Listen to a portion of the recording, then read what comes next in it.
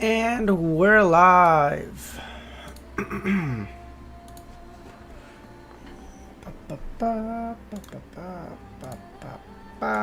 Sorry.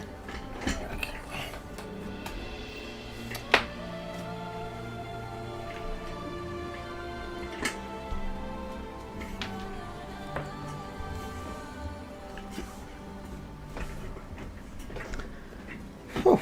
Okay. Okay. Up and running. Wrongs. How's it going, man? How you doing? 973, I think. Where are we? 973. Nice. Luvion, how's it going, man? How you doing?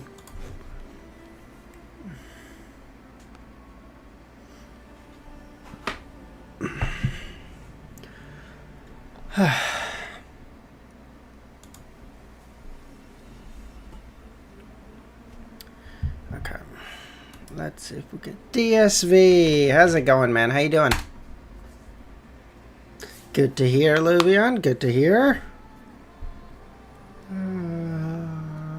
God, this music's so good. Mezzo, how's it going, man? How you doing?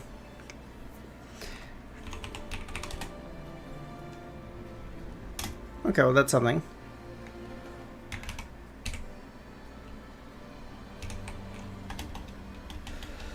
Okay. Ramiro, how's it going? You're leaving easy. I don't like to say all that, you know. We're getting up there, you know, a little bit. Crazy typhoon, cancel school tomorrow. I can watch you. Oh, nice, Mezzo. Okay. Oh, I assume it's like really late for you then, and you're just staying up, I guess. Wait, is the music really loud or is it fine? Music should be fine, I think. Holy Lord of Storm. Good morning, Queen. How you doing? Okay. Whoa, that was good.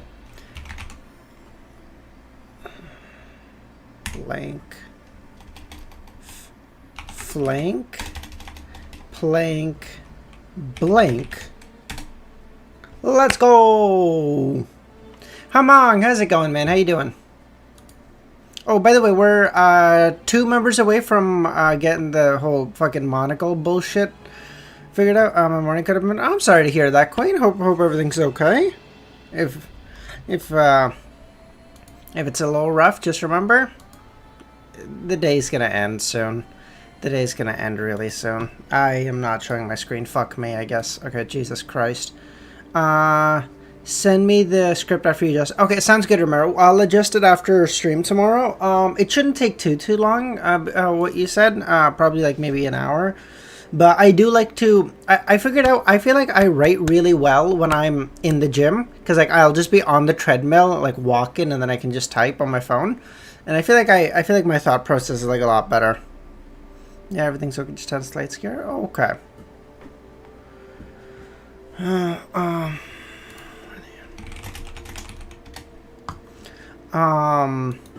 Yeah, I don't know. I feel like my thought processes are like so much better, and I'm like, I just think better when I'm just on the treadmill because I'm like, just bobbing along, you know, chilling. So I think I'm gonna continue. So I think I'll probably fix it when I'm in the gym after. I'll send it to you whenever I'm done.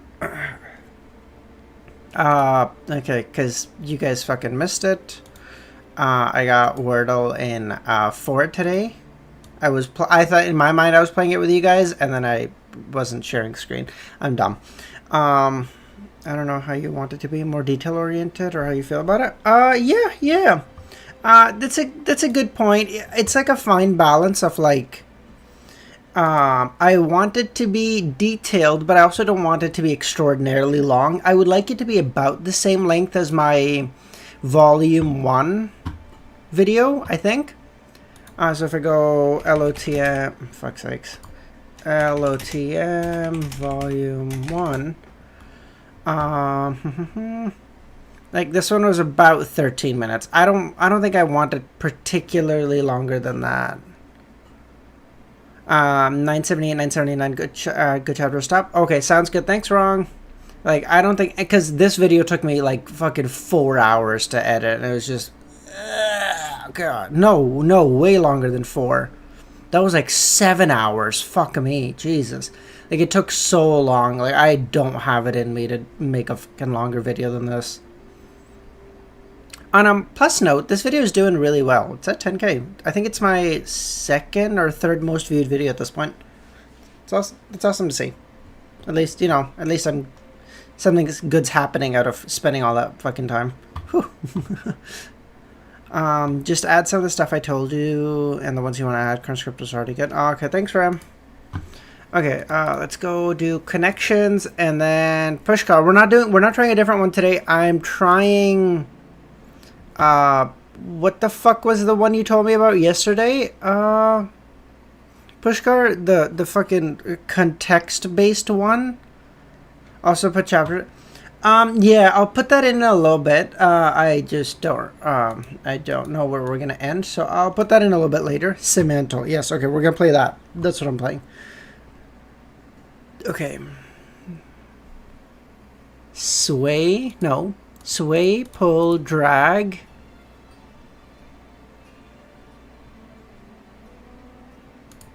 Pass. Video. Yes, among. It's a video on volume 4. I don't know. I've just given up on the volume 3 video altogether. I don't know. I tried so fucking hard to write a script for it, and every time I would write something, I'd be like, this is garbage. And then I'd just delete it, and then I'd just keep doing that. Oh, God, it was so bad. I don't know. I was like, traveler. What does it mean to be a traveler? And I'm like, bro, am I a fucking philosopher? What is this? Ugh, and I just gave up on it.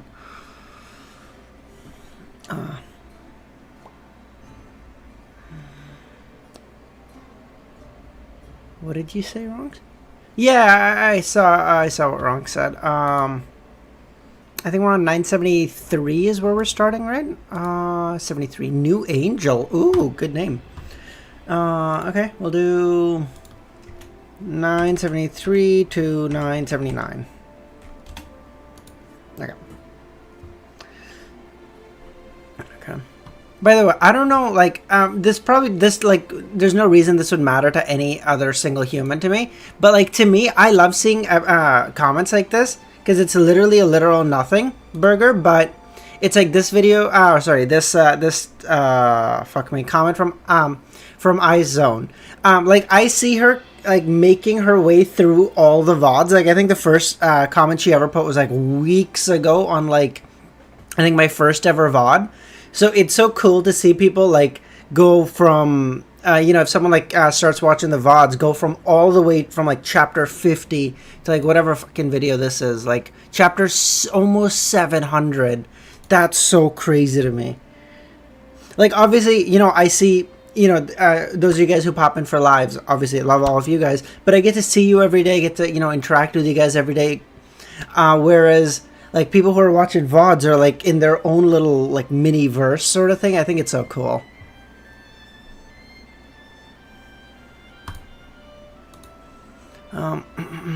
Okay, what is this?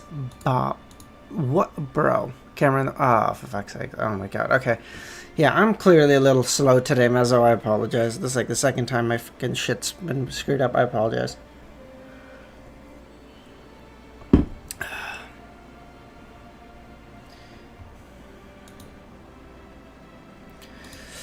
Okay, you know what? Fuck it. I'm playing Semantal. I'm not getting the fucking thing today. Get me the fuck out of here. What was the fucking word? Distinction? Why was that so close to Bloodline? What? Night. Jesus Christ. Book. Camera. Computer. Oh my God, this is so bad. Puff dream. Things to do with a cigarette? Oh, okay. Starting in the negatives. It's bad, Luvia. I don't want to talk about it. Shut up. Stop making fun of me.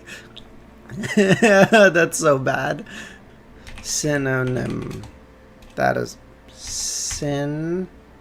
Synonym. How the fuck do you spell oh, it's with that Y, that's why. Synonym. 18, better. Better.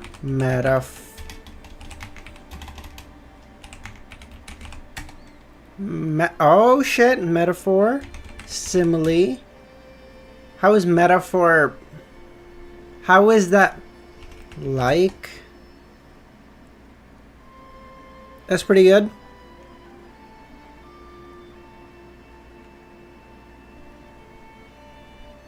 That's pretty good. Language.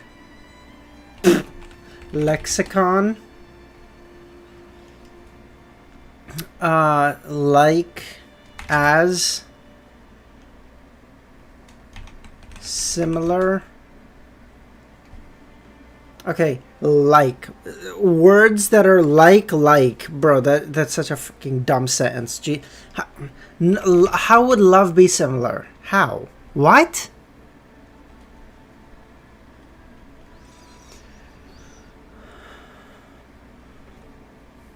Same? No. Adore?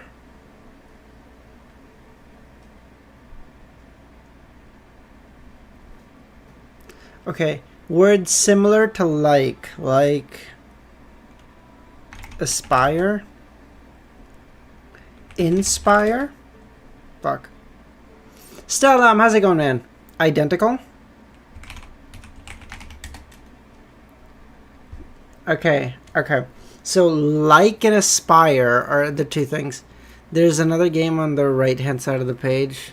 But uncover the Wikipedia. Get me the fuck out of there. No, Pushkar, I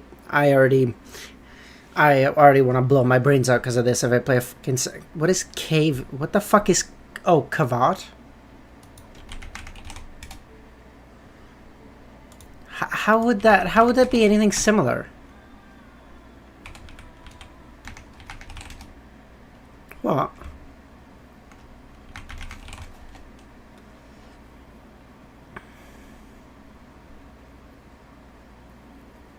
Are you saying the word synonym, Pushkar? Because I already put that down here. Okay. Like, aspire... Okay, like, okay, you aspire to be like someone. Model? Role? Role model is not one word, right? It's two fucking words? Or is it role model? It's two fucking words. Fuck me. I was hoping there was like a fucking... Dr. Z, how's it going? Ideal. Oh, ideal's a good one. Let's go, Afterlies, my go. Oh, so good.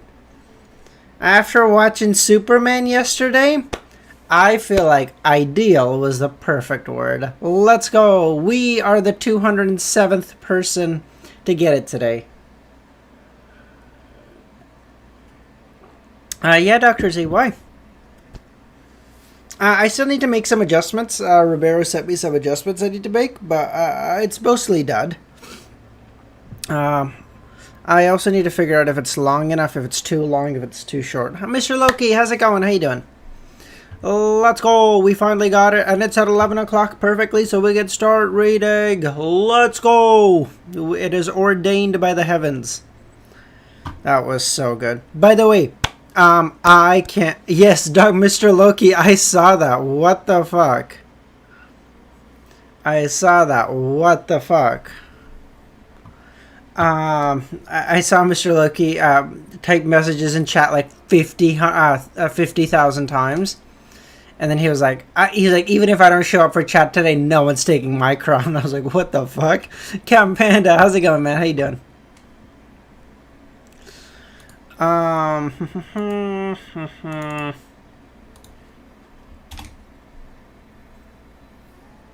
Actually, like, I'm not even kidding, DS. If you have a second, fucking scroll to the top of the chats today, and you'll see it's crazy. Like, the animated version of Lord of the Moon. I know, Sal. Even as a web novel reader, it's hard to understand. Bug, how's it going, man?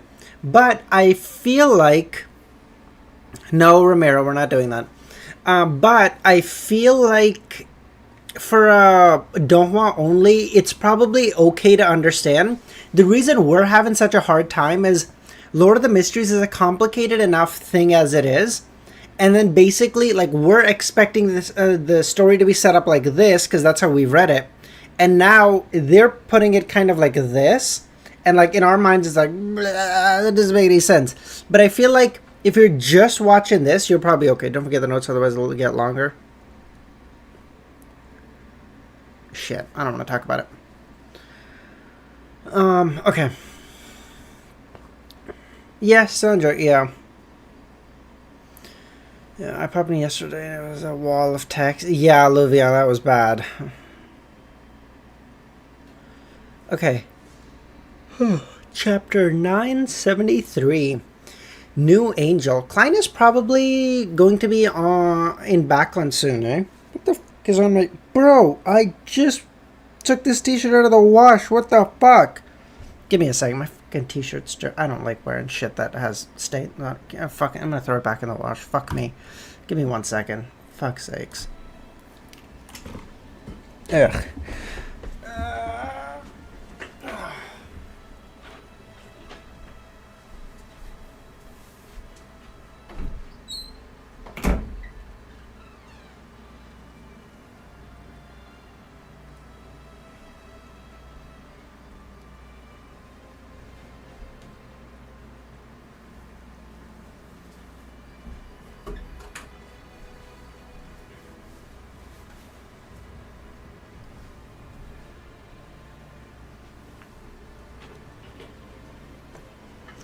Alright, we're back. We're back.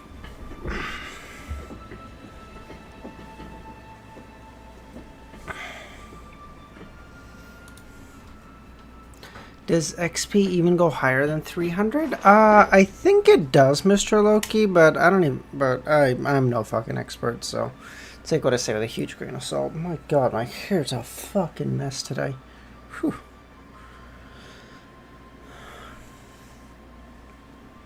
Okay. Upon seeing Frank's smile, Cattleya had mixed feelings. She retracted her gaze and turned it to the nearby fishing village where the future was docked. Oh, wait. So, end of yesterday, we got confirmation that C-Elf, the artisan that Alger's been using, is actually a descendant of CL, one of the sons of Roselle. And now Cattleya is thinking about bringing him onto the future, her ship. Okay.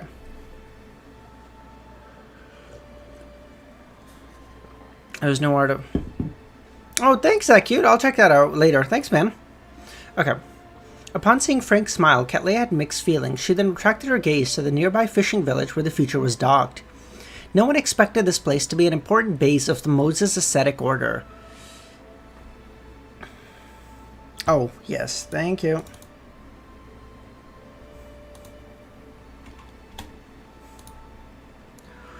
To avoid the pursuit of the Aurora Order, Cattleya and her crew had docked here recently. She wasn't in a rush to set sail, but was prepared to go ashore. She planned on using the equipment in the fishing village to make contact with her subordinates who were monitoring the artisan Sea-Elf in Bayam. Through that, she could confirm the situation and make her plans. Only with this in place could the future set sail again, headed for the capital of the Rorset Archipelago, Bayam, that was several days away. Adam, how's it going, man? How you doing? Emlyn, in Backland, the sky brightened especially early in June, but the overall temperature wasn't hot. It didn't even exceed 30 degrees Celsius. Bro, that's hot as shit. What the fuck? It's like... It was like 27 degrees here like 3 days ago or something, and there was a fucking heat warning.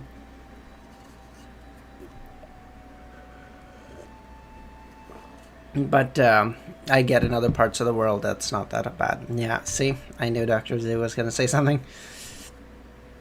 Emlyn wore a top hat to shelter him from the sunlight that penetrated the clouds as he disembarked a carriage and walked into the Harvest Church.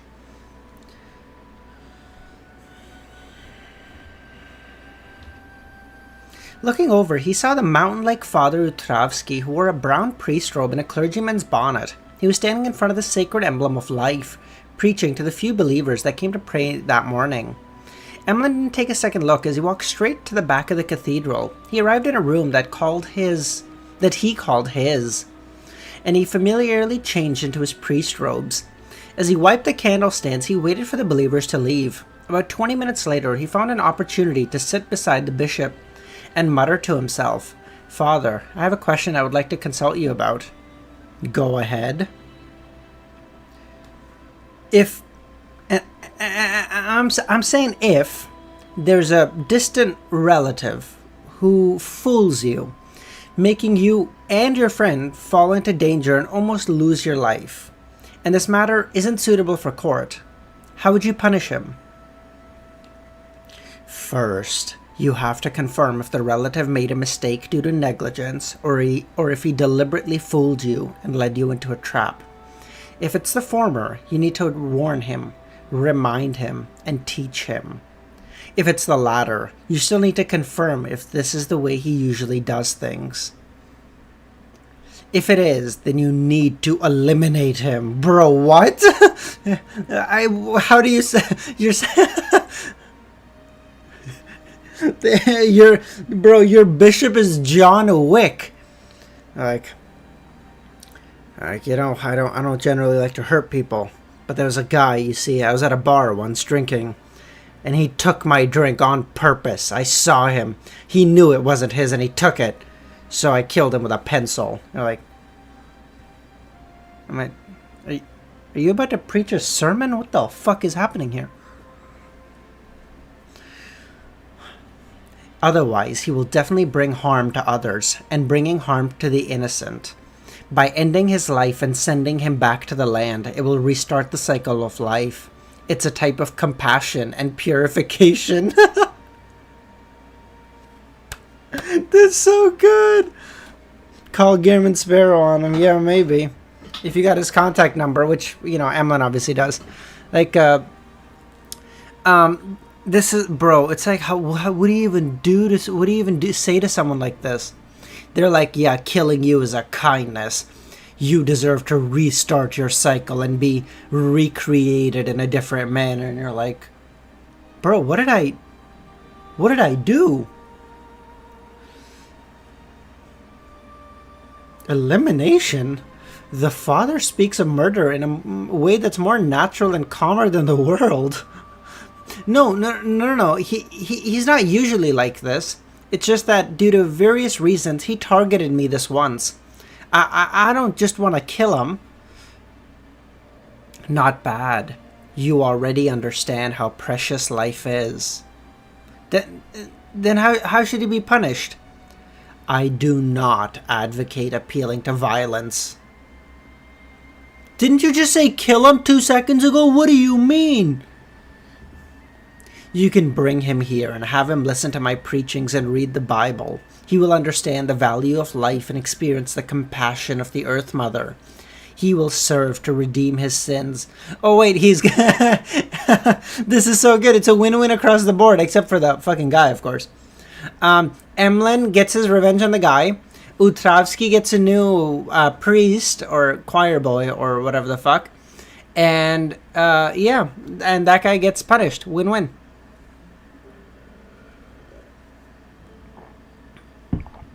This isn't what I expected. Emlyn was taken aback before realizing this method could work. This neither caused Ernest's death, nor was it comparable to simply beating him up and demanding compensation.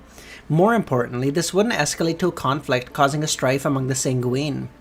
Of course, every method had its flaws. To Emlyn, the biggest problem was how the hell does he bring Ernest to the Harvest Church? From the moment he began doing volunteer work here, all the Sanguine in Bakon knew to avoid this region. Ernest Boyer was no exception. Is everything okay, Dr. Z? The heat thing I said was not... there are literally warnings in the news. Oh, Jesus Christ. Heat warning where you live and heat warning where I live are completely different things. Oh, shit. I'm sorry to hear that.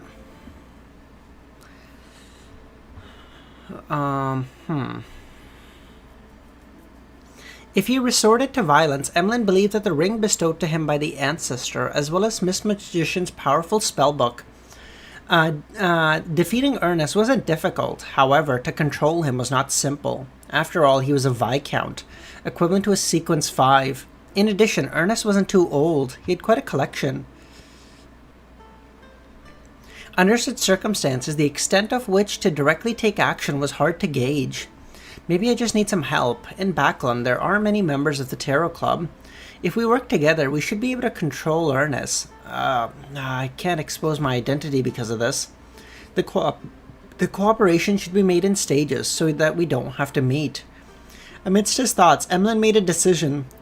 He planned on assigning a mission during the Tarot Club to search for help. That sounds pretty good, he nodded at the Father Utrovsky's suggestion. I plan on making a decision in the next few days after calming down. Fruits are obtained from planting them. It's a long process that requires patience. From the looks of it, you have understood this point. Of course, it's such a simple principle. Emlyn raised his hand slightly. From the looks of it, you have understood... Emlyn raised his chin slightly as he habitually clasped his hands together and prayed to the sacred emblem of life. I am so curious. Man, as I get more into the story, it's like the same questions keep coming up. Like, why the fuck did deities in the fourth or third epoch have, like, statues, but now they only have symbols? Why were they able to descend and they don't now?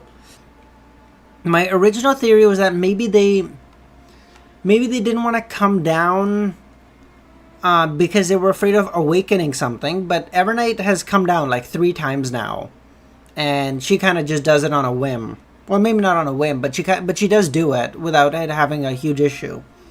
So it's probably not that. So I'm wondering if it's more... Okay, fuck it. You know what? Let me...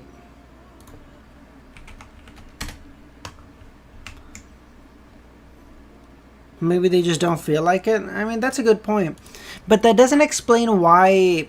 I know she didn't descend herself, but, like, she came in a vessel. All the same.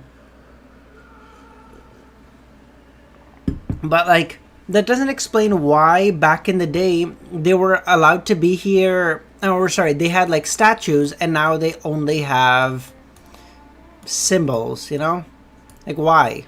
This is supposed to be, like, the person showing up, and this is the symbol representing them, okay?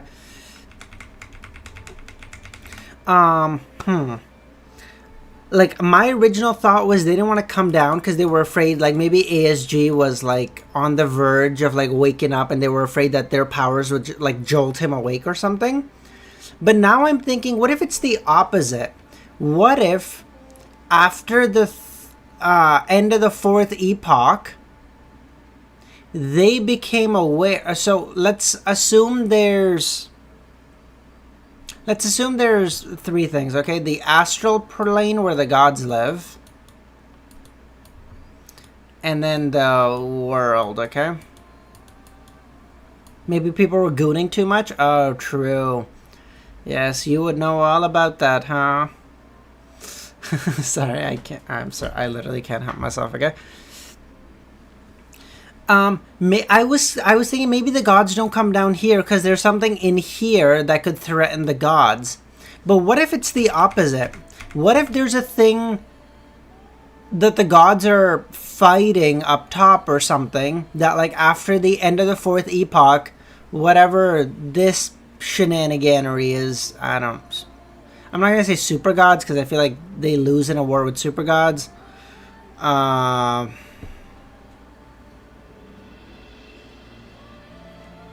just say demons. Or devils. I don't fucking know what this would be, bro. I don't fucking know.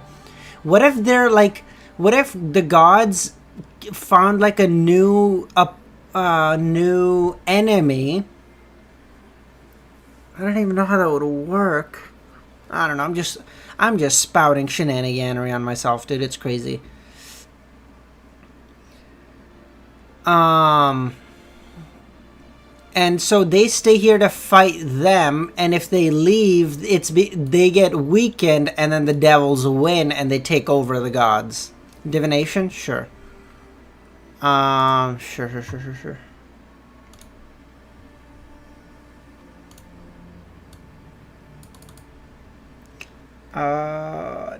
If you guys are, if you're new around here, consider joining our Discord. Link in the description. Do you think Evernight got the time? I think if you can't make time for a little joy, Kami, what's even the point of being alive, okay? Evernight's been fighting those demons. What the... Oh my fucking god, I hate these alerts, bro. I think if you can't find time to have a little fun, we're already dead. What's the point, okay?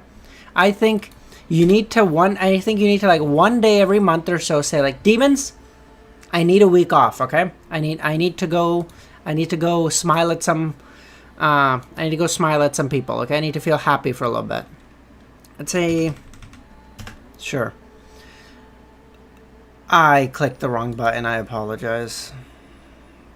See, this is why we can't have nice things.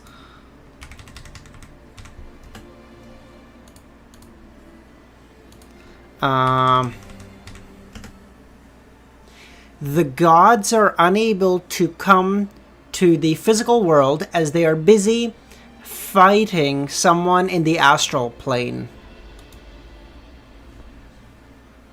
We got it! Let's go! Let's go, baby.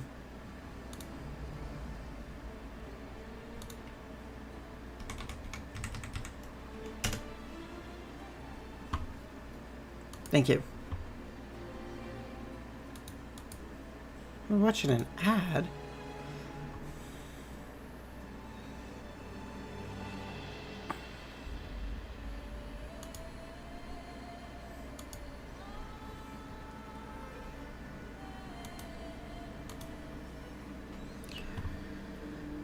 Okay. 22 Phelps Street, Lone Charity Bursary Foundation. Hold on. Give me a quick... Bro, I got a You know what? I have a fucking... I put on a... oh my fuck... Where am I going? What am I clicking on? I put on a mat under my chair, and it's like irritating the fuck out of me because it means I can't... Because it means I literally can't fucking move my chair because it gets stuck everywhere. I'm like, oh fuck. I need to move this fucking thing, dude. You know, I'm not gonna do it right now, but like, I gotta move this godforsaken fucking...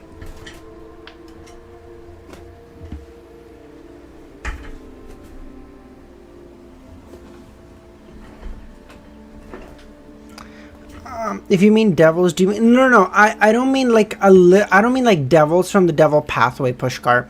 I mean more that there's like something that the gods are fighting. I just thought like devils are like the like natural antithesis of gods, so I just thought of them immediately. But like they're fighting a thing, like something that's attempting to take over the astral plane of the gods or something, or maybe fighting to take control. Maybe those things have always... I don't know. Because I thought like they couldn't come down because there's a problem at the bottom, but then maybe there's a problem at the top and that's why they can't come down.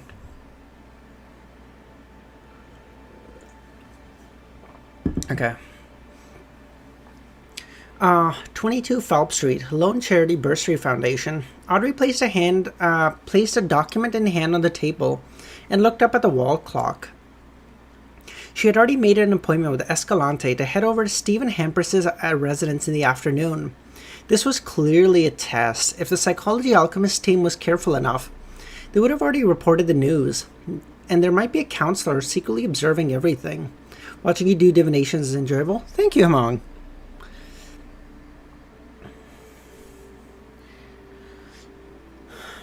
Based on her current level and abilities, although Audrey was unable to determine how terrifying high sequencers of a spectator pathway was, she could imagine the kind of performance they had in certain domains. This made her uncontrollably nervous. In fact, I should have delayed it a little longer. Although the time and emotions I showed are in line with logic in psychology... Wait. Wait, hold on. Audrey's a hypnotist. That's a sequence 5, right?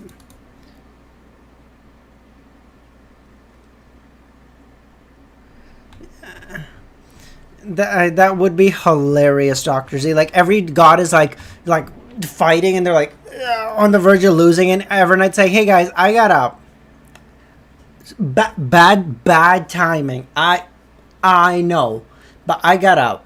I'll be right back, okay? Like, literally just like there and back. You know, you won't even notice. They're like, what the fuck? Where Audrey is a hypnotist.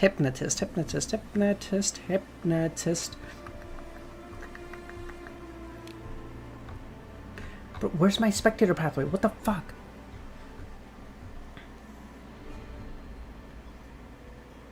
Yeah, wait, Audrey's only a sequence 6. God, Audrey, get it together. There was a guy who became a fucking Beyonder at the same time or after you. He's a demigod right now. Okay. My sugar baby needs help. Yes, sir.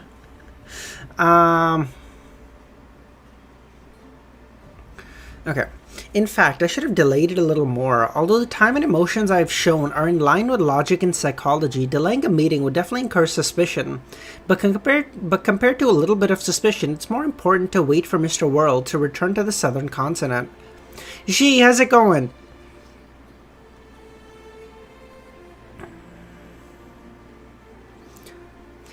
Yes, that's technically true, but like, for Audrey, okay, listen, Audrey has like so many benefits that like an ordinary Beyonder, even if like the fucking, like even if someone joined, let's say the Nighthawks or the Hive Mind or the Punishers or whatever, they couldn't fucking fathom the amount of resources Audrey has on hand.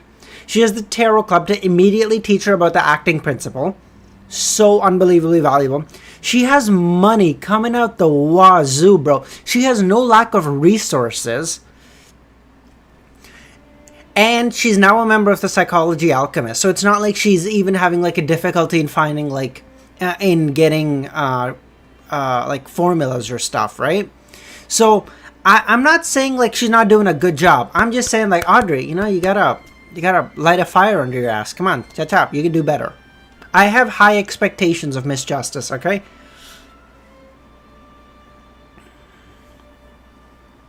Look at how much Alder is strong. Yes, but Alder has this really cool thing called poverty. Oh, God, that's going to get clipped for sure.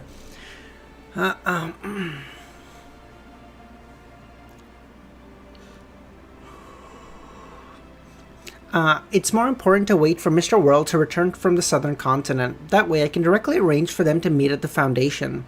I don't have to worry about high-sequence spectators discovering anything. Audrey, your plans aren't that well thought out. Digesting sequence 5 potion is 6 months, client digesting like 4 months using cheats. Hey, what you call cheats, we call good acting, okay?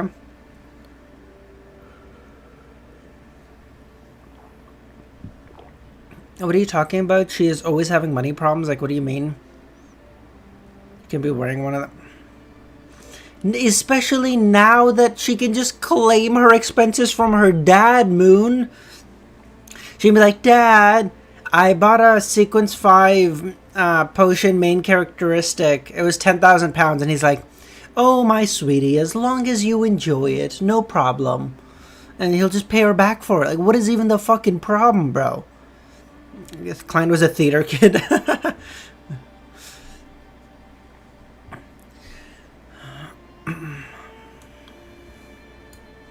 After the afternoon, she wasn't in a rush to leave the bursary foundation. Sitting inside her office, she bowed her head and clasped her hands together, praying to the Fool. After completing this, she got onto the carriage with Annie and Susie, heading for the carriage of the furniture merchant, Stephen Hampress. Well, she got a dog to raise. Okay, listen, the dog one, she's paying that out of pocket. This is true. Just as the carriage began moving, Audrey saw a gorgeous beam of light appear. Amidst the beam of light, a 12-winged angel bathed in golden sunlight descended. The wings, which were made out of flames, wrapped her in layers before dissipating.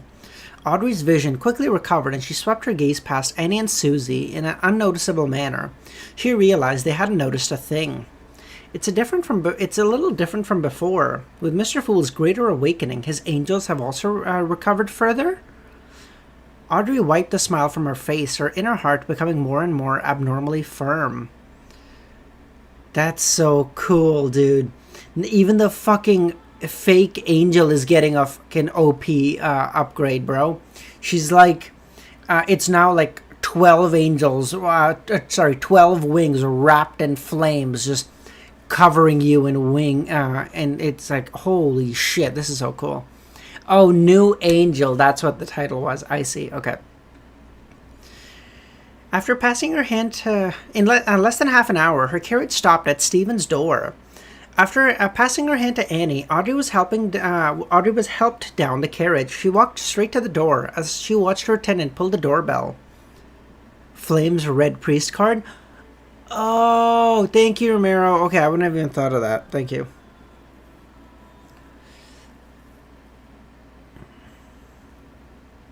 Susie is probably the most expensive dog in the world right now. That's, yeah. Listen, I'm not saying Audrey would ever do it. I'm just saying, if she did, she could probably get like £100,000 for Susie right now. She could get money for Susie. Listen, we would never sell Susie. We hold her near and dear to our hearts, okay? I'm just saying. Can you imagine an angel dog, though? Do they get wings, Mr. Loki? What do you think? Mr. Loki! Yes. Tell me, do you think... Oh my god. Do you think the wings Susie would get would be the same color? Do you think they would be... Oh, do you think they'd be like furry wings? Oh, that'd be amazing. Autumn, how's it going, man? How you doing?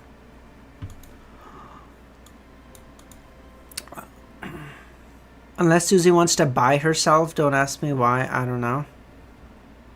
Maybe she wants to buy her own freedom, like 1800s American slaves. They're like, she's like, listen, Audrey, you're a great owner. I have sentience now, okay? I don't wish to be owned. I wish to live freely. I will pay you for my own rights.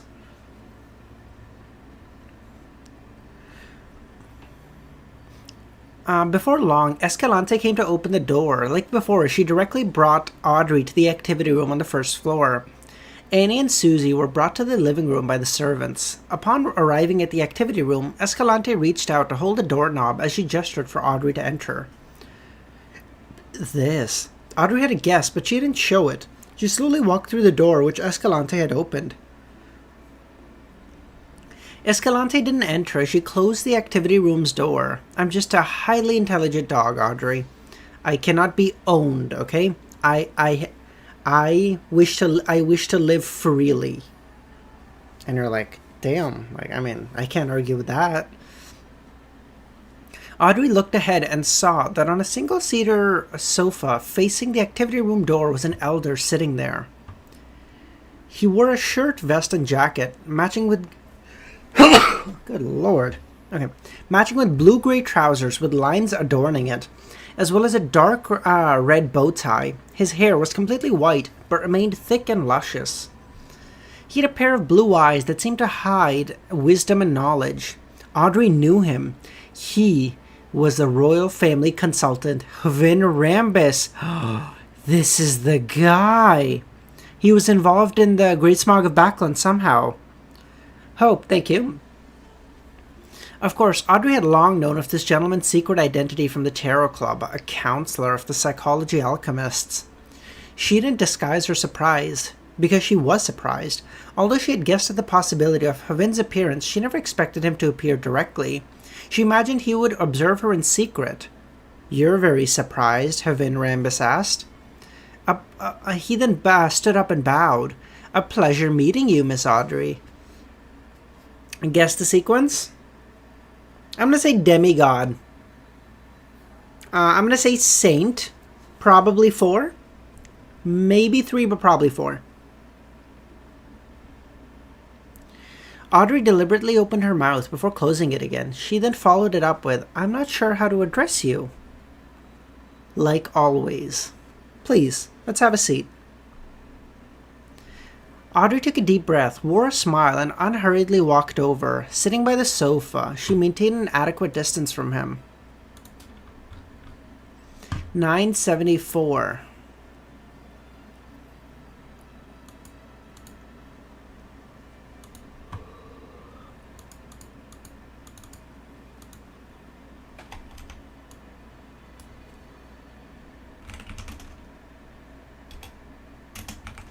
Mind world. Oh, are we gonna get some stuff about the collective subconscious or something?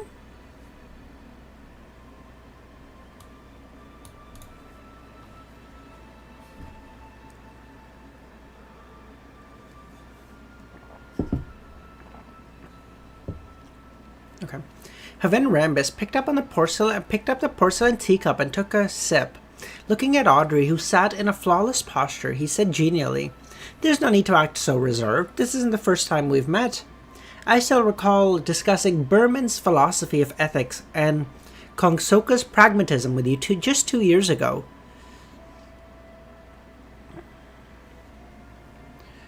Audrey smiled and said, I just find it difficult to put the idea of you and a psychology alchemist counselor together.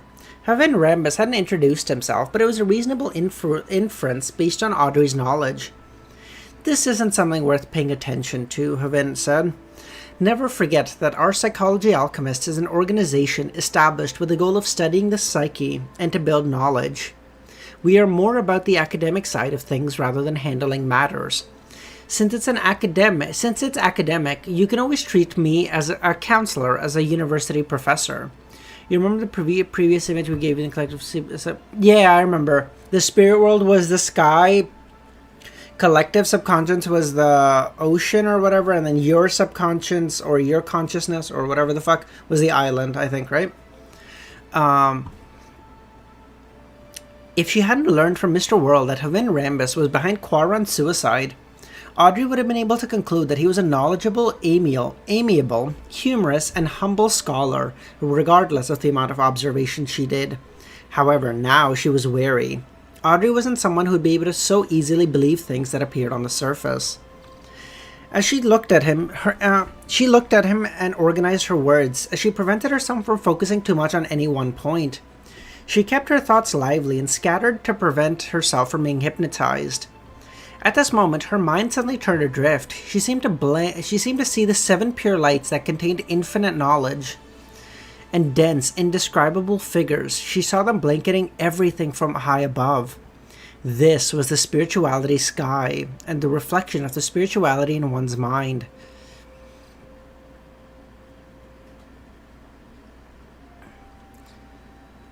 And beneath the spirituality sky was a dark, deep sea. Every drop of water resembled a point of light, as though they represented an imprint on each subconscious. Would you rather be a spectator or a reader? Currently, Pushkar, I would say spectator, but the truth is I would have to wait a little bit, because I don't know much of the reader pathway.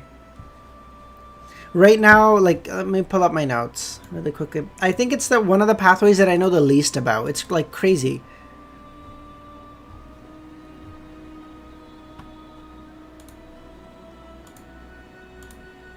Like, I don't know 8, and I don't know 3, 2, 1, 0. Like, it's crazy.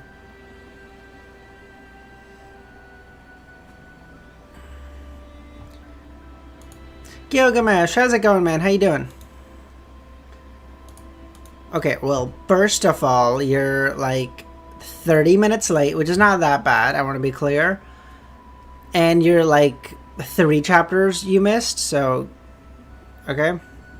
Come on, don't be tossing me into the dirt here. What the fuck? Wait, we're on 974. Oh my god, I only read 1 chapter? Oh my god, I only read 1 chapter. Holy fuck, he's right. Oh my god, I'm so cooked. What? I thought I was on 975. Oh my god, I've only read 1 chapter. Shit. I gotta get a move on. I'm slow as fuck today.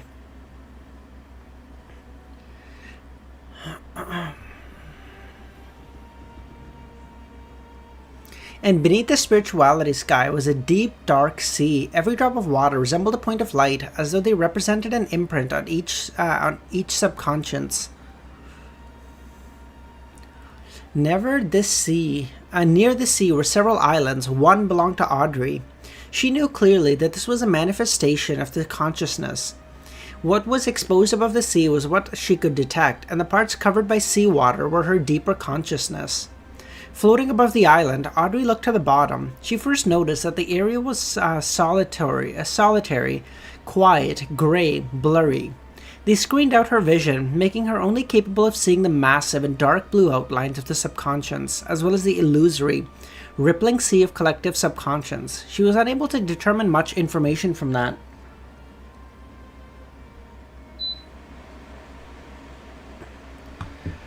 Audrey was puzzled as to how she had entered this strange state, but also saw the large swaths of grey split apart like sea deep in the sea of collective subconscious from the island below.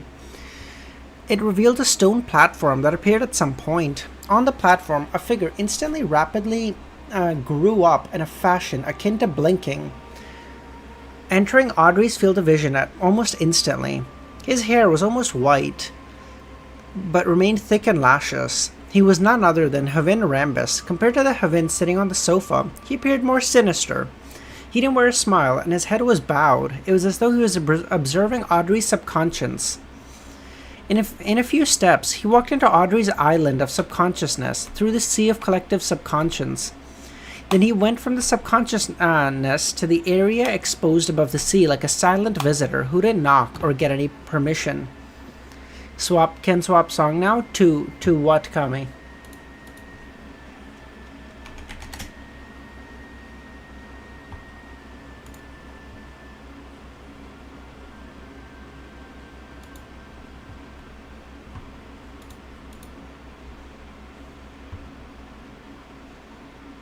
What the f does Kami want me to put on?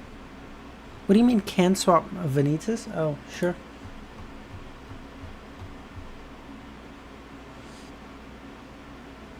What do you think? I think she's probably able to see him because of the angel or some bullshit or something. Because she's watching from above, right? And then Havin is trying to just make sure that like she's not like a spy or she's not doing some weird bullshit that she shouldn't be before they give her like a relatively high-ranking formula. What I like you to remember more was how every thought boils from the sea of subconscious and every action ascends to the sky and spirituality in the form of information.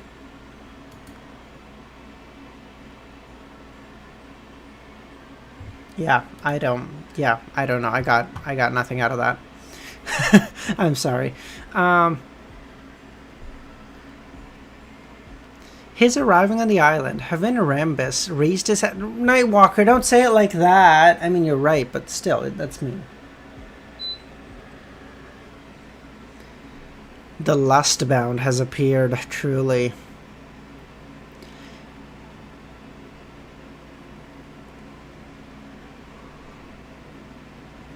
After arriving on the island, Havin Rambus raised his head.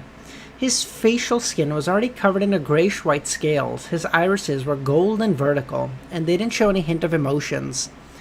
Floating in midair, Audrey observed this scene and fully understood the situation she was in. This was the world of the mind, a world formed by spirituality sky, sea of collective subconscious, and the island of consciousness. Due to the blessing from the Fool, Havin Rambus's intrusion of my body of heart and mind and psyche sounded alarms. That force separated my most fundamental part of my consciousness, allowing me to control everything on the island from the sky. Thus, I'm able to resist true forms of telepathy. How magical. No, how despicable of him. He is not polite at all. He intruded into my home without getting any permission, Audrey grumbled in midair. Grumble, grumble, grumble. After understanding her situation, she secretly controlled the changes that were influencing the island while answering the casually seated Havin Rambus. I'm also very reserved when facing university professors. As she spoke, Audrey made her inner island mumble. This isn't a good analogy. As a counselor, he should at least be a demigod. One that naturally makes one fear, awe, and reserved. Havin chuckled on the sofa. Can you guys not hear? You guys can't hear the music? What? Is it just too quiet?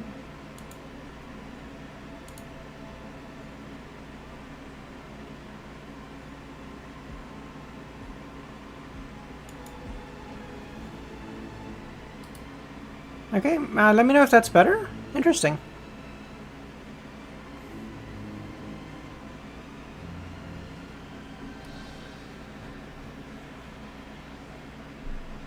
And of course the music is out now, so just curious.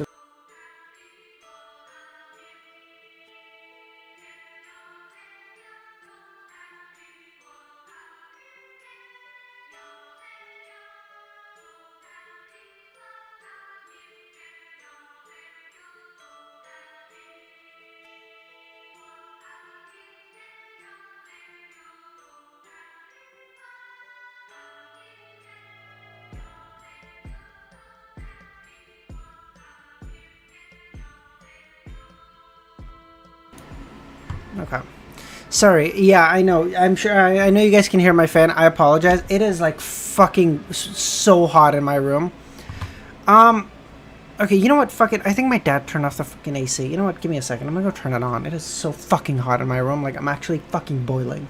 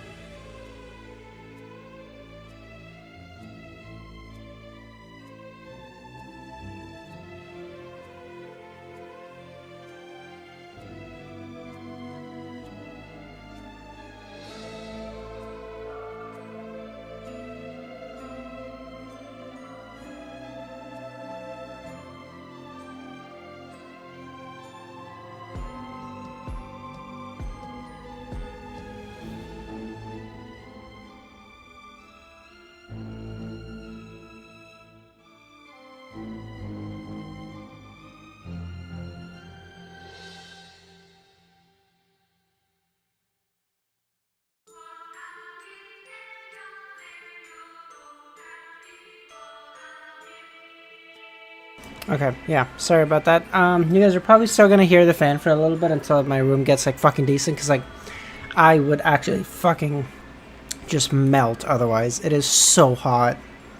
And the house is like 26, which is like hot as fuck anyway. And then my room is like way fucking hotter because of the lights, the fucking PC running. It's like holy fuck.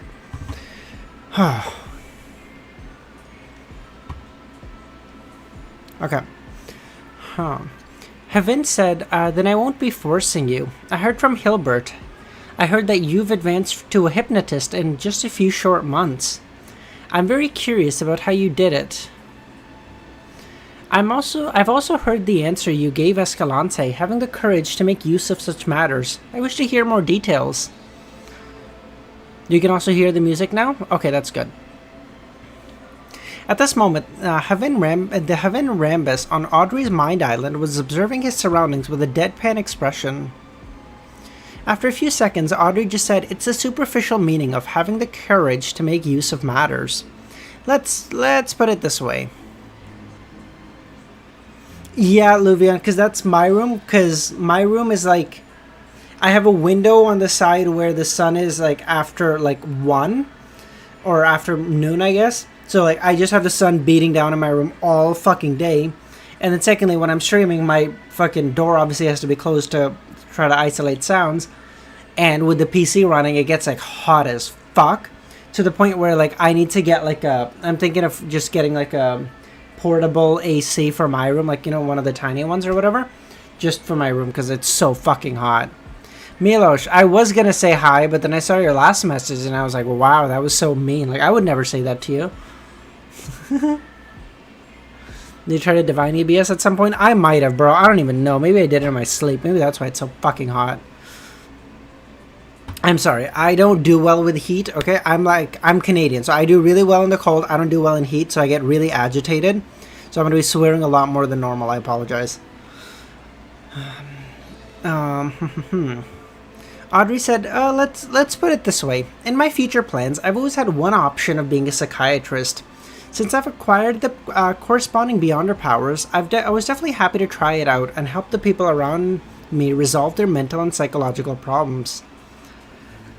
During this process, I discovered that my control over the potion's power became better, until one day, I felt something in me shatter and fuse into my blood. It allowed me to vaguely see illusory stars. What does this represent, Mr. Rambus? For some reason, I firmly decided to become a hypnotist from that day. This might also be a cue for my subconscious. The coldest I've ever experienced is -10. I have no fucking heat resistance, bro. Like, our temperatures in the winter get to like regularly -30. So like my cold resistance is like incredibly good, but fuck me, my heat resistance is so bad.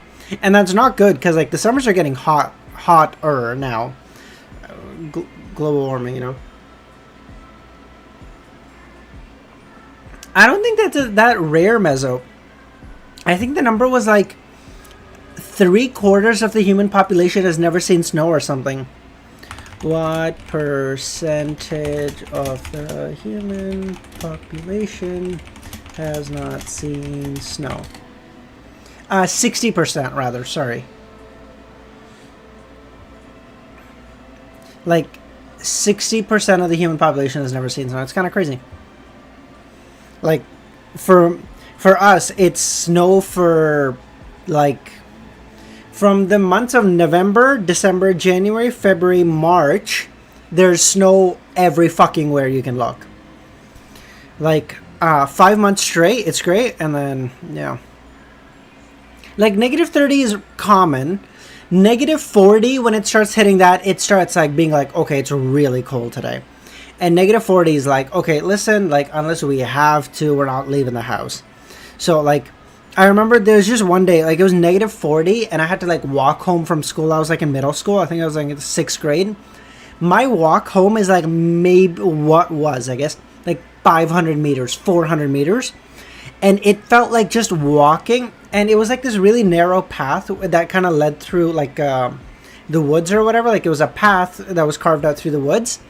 And it was like the wind was like searing your skin off. Like I had a full coat and like whatever, and it felt like I was standing there naked because the fucking wind was like searing your fucking skin off. Like holy shit!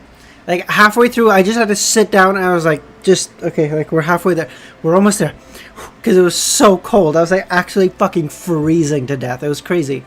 So -40 gets like really bad. -30 is like, okay, it's cold. Yeah, blah, blah, blah. It's always cold, whatever.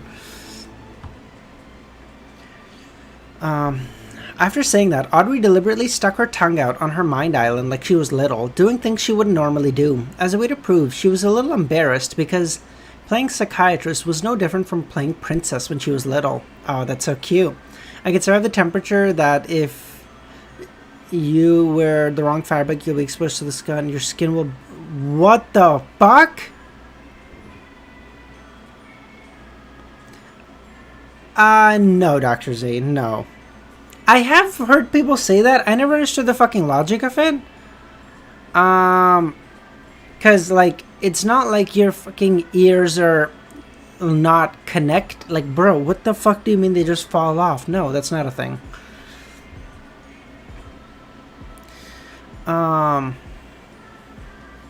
Heaven Rambus nodded. Very talented. You seem to have figured out the acting method all by yourself. Acting method? It's exactly what you think it is. By acting based on the potion's name and conducting the corresponding principles, that will speed up the digestion of the process of the potion. It is an effective method for reducing negative influences. Circulation can be cut off, Dr. Z. That is true, because in extreme cold environments, your body will reduce circulation to your extremities, like hands, feet, ears. I fucking assume. I don't know. Like the hands and feet part, I know. The ears part, I assume. I don't actually know. But that doesn't mean like you're because by that logic, yeah, my hands also don't get a lot of circulation in the cold. Do they fucking fall off? No, of course not. That'd be crazy.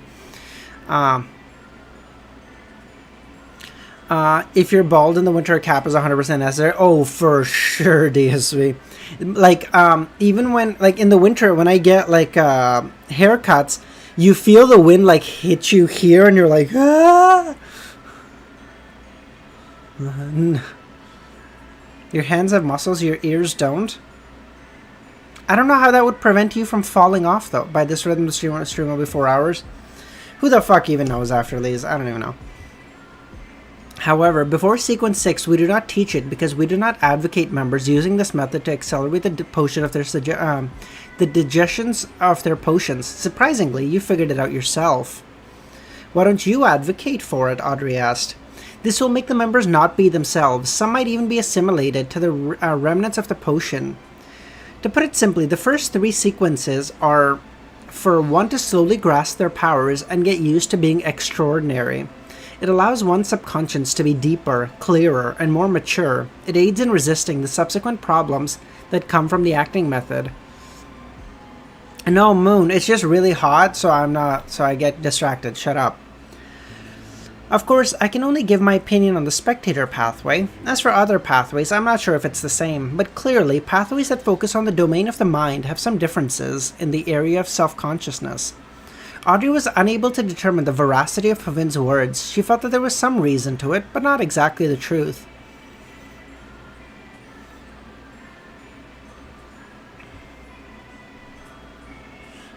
The little son mentioned this before. That one key thing to remember regarding the acting method is to remember your acting. I find this more appropriate, and I've strictly been abiding to it, and I will keep doing so in the future. Audrey, you can't be careless. From this point on, you must put more emphasis on your self-consciousness. From the fool's point of view, this must be trivial and doesn't require additional emphasis. But to an ordinary person, perhaps it's more relevant. Audrey then asked, can you explain the acting method in more detail? Muscles are very inefficient. Yeah, muscles are active tissues, so that's true. But all the same, I don't know. Like, I don't even know how I don't know how your fucking ears would fall off. I never understood the logic of it.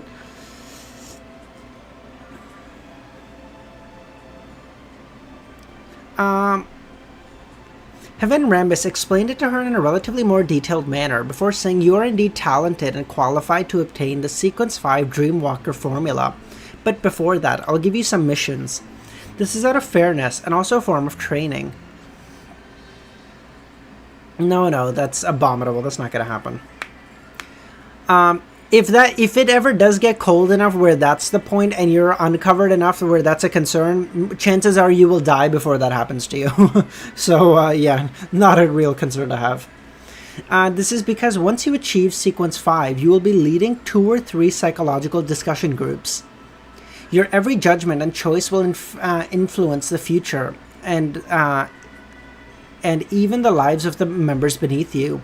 Therefore, we mustn't allow members who lack experience to become a Sequence 5. Lyola, how's it going?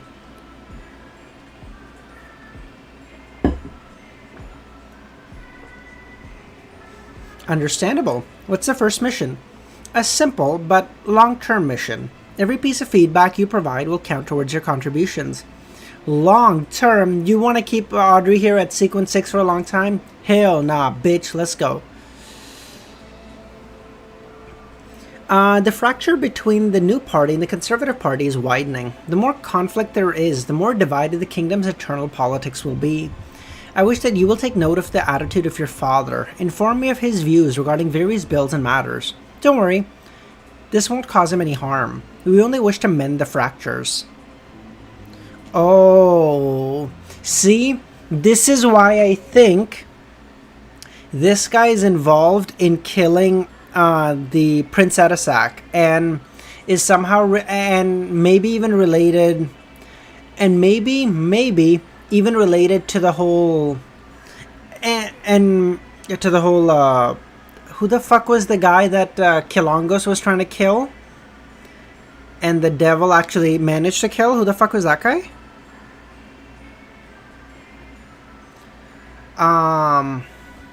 Fuck, I can't remember his name. Someone say it, please. Negan. Duke Negan. Yes. Okay. So, I think the psychology alchemist could be maybe on the other side of that. Maybe they're not aligning with the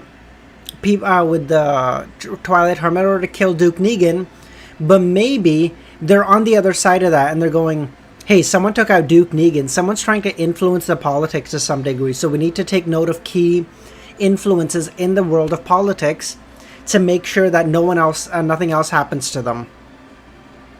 Okay, no, bye Pushkar. Thanks for staying for so long, buddy.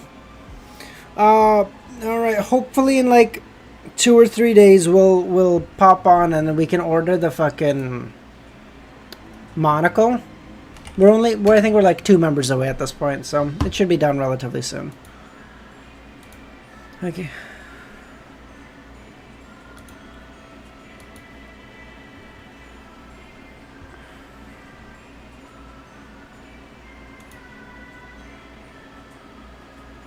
Why do you think Klein's blessing can send Audrey up to the spiritual sky?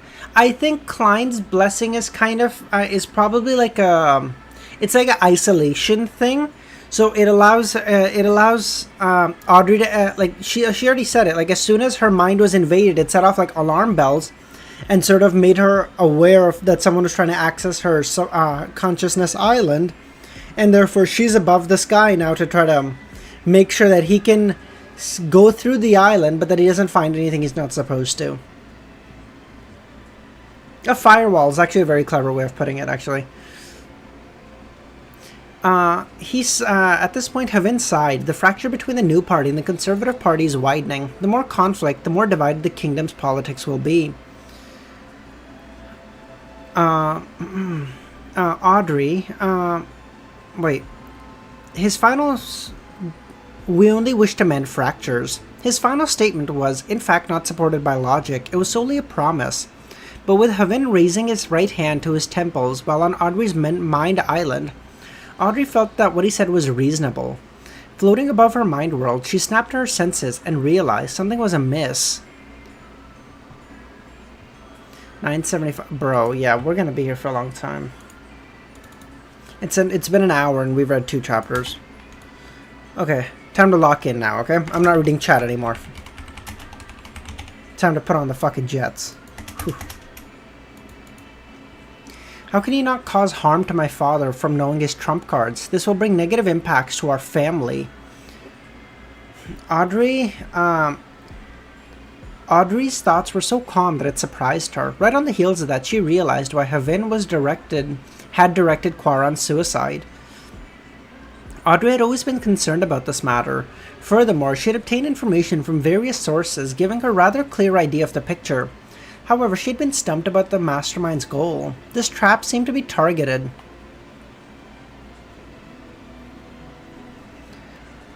At the purse strings of the Conservative Party, Baron Sindris, as long as he failed to respond, this powerful banker would have his problems exposed and end up being handled by official Beyonder organizations. However, the actual process seemed to lack the panache of a high-sequence Beyonder of the Spectator pathway. It was especially so when Dwayne Dantes reacted unexpectedly, causing the plan to immediately foil.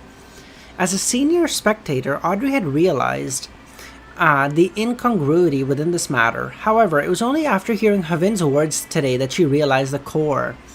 Havin didn't care if he had taken down Baron Syndris. He had already accomplished his goal. The New Party and the Conservative Party were fractured. Although Havin Rambis claimed to be trying to mend it, his true goal was to deepen the cracks.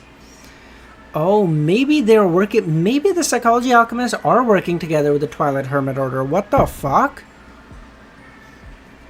Maybe they're just trying to. Maybe Duke Negan was like he was like a figure that everyone respected and could bridge gaps. And with him gone, the gaps would get wider.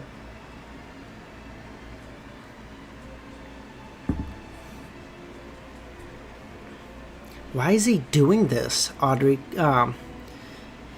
thought. I can understand your concern for the kingdom's political situation. I will work hard on this, Audrey thought. Just as she said that, the gloomy Havin on his mind island lowered his right hand from his forehead. You are indeed a young, noble lady filled with compassion, Havin said. With that said, he leaned forward. Due to your identity and daily environment, you shall forget about me. You will only remember Hibbert, Stephen, and Escalante. You will pass any information through them. When there are extremely pressing issues that need to be reported, you will subconsciously visit me with the excuse of consulting me on some academic question. When you enter my room, your lost memories will recover. Oh, that is so cool. It's also terrifying, but that's also really cool. As Havin Rambis said those words, the him on Audrey's mind opened his eyes and repeated the words. A rock took form and quickly plunged into the ground, sinking into the subconscious.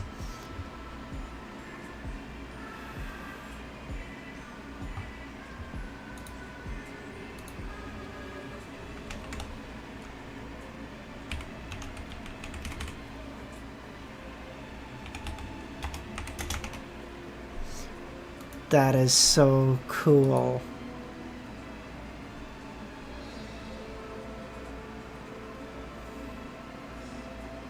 Oh, Dr. Z, you're right! The original Psychology Alchemists obtained a treasure map and found the relics left behind by Hermes. Hermes, who now was a part of the Twilight Hermit Order. Oh. Oh, okay. So maybe they are.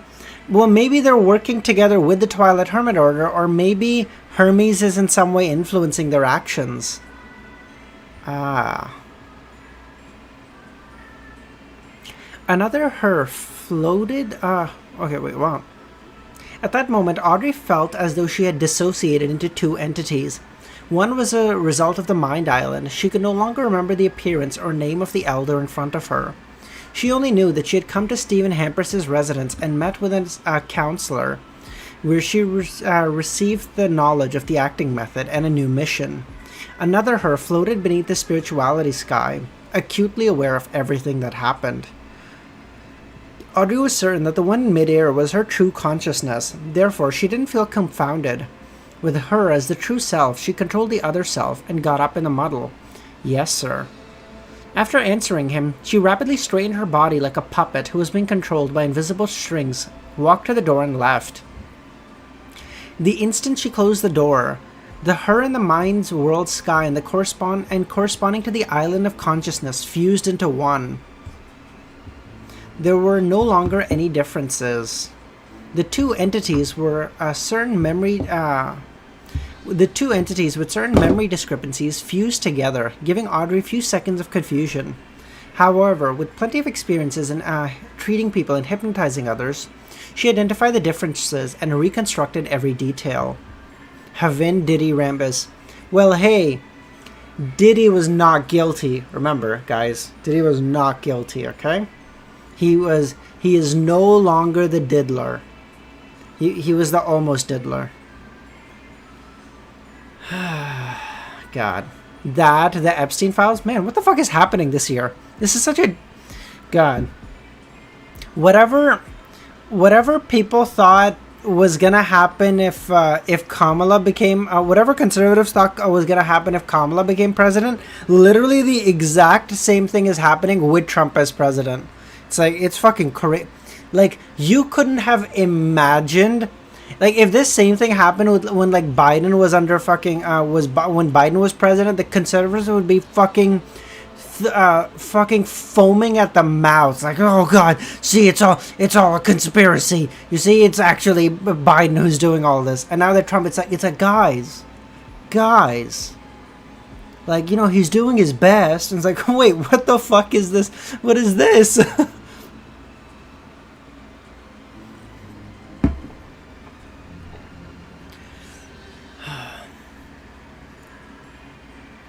What a powerful mind reading and hypnosis. He directly entered my mind, body of heart, and even my soul body. Although Audrey had the blessing of the fool, she felt that her recollections were like viewing old photos. They were yellowed and faded. I should be able to do the same in the future. With the blessing of Mr. Fool's angel is so impressive. I'll only inform you of my father's take on unimportant information, Audrey thought. We have a political channel in the Easy server. Feel free to visit, but don't tell what? Don't tell Easy that it exists? Oh, guys, you don't want my political takes. I'm gonna get canceled so quickly. Oh god.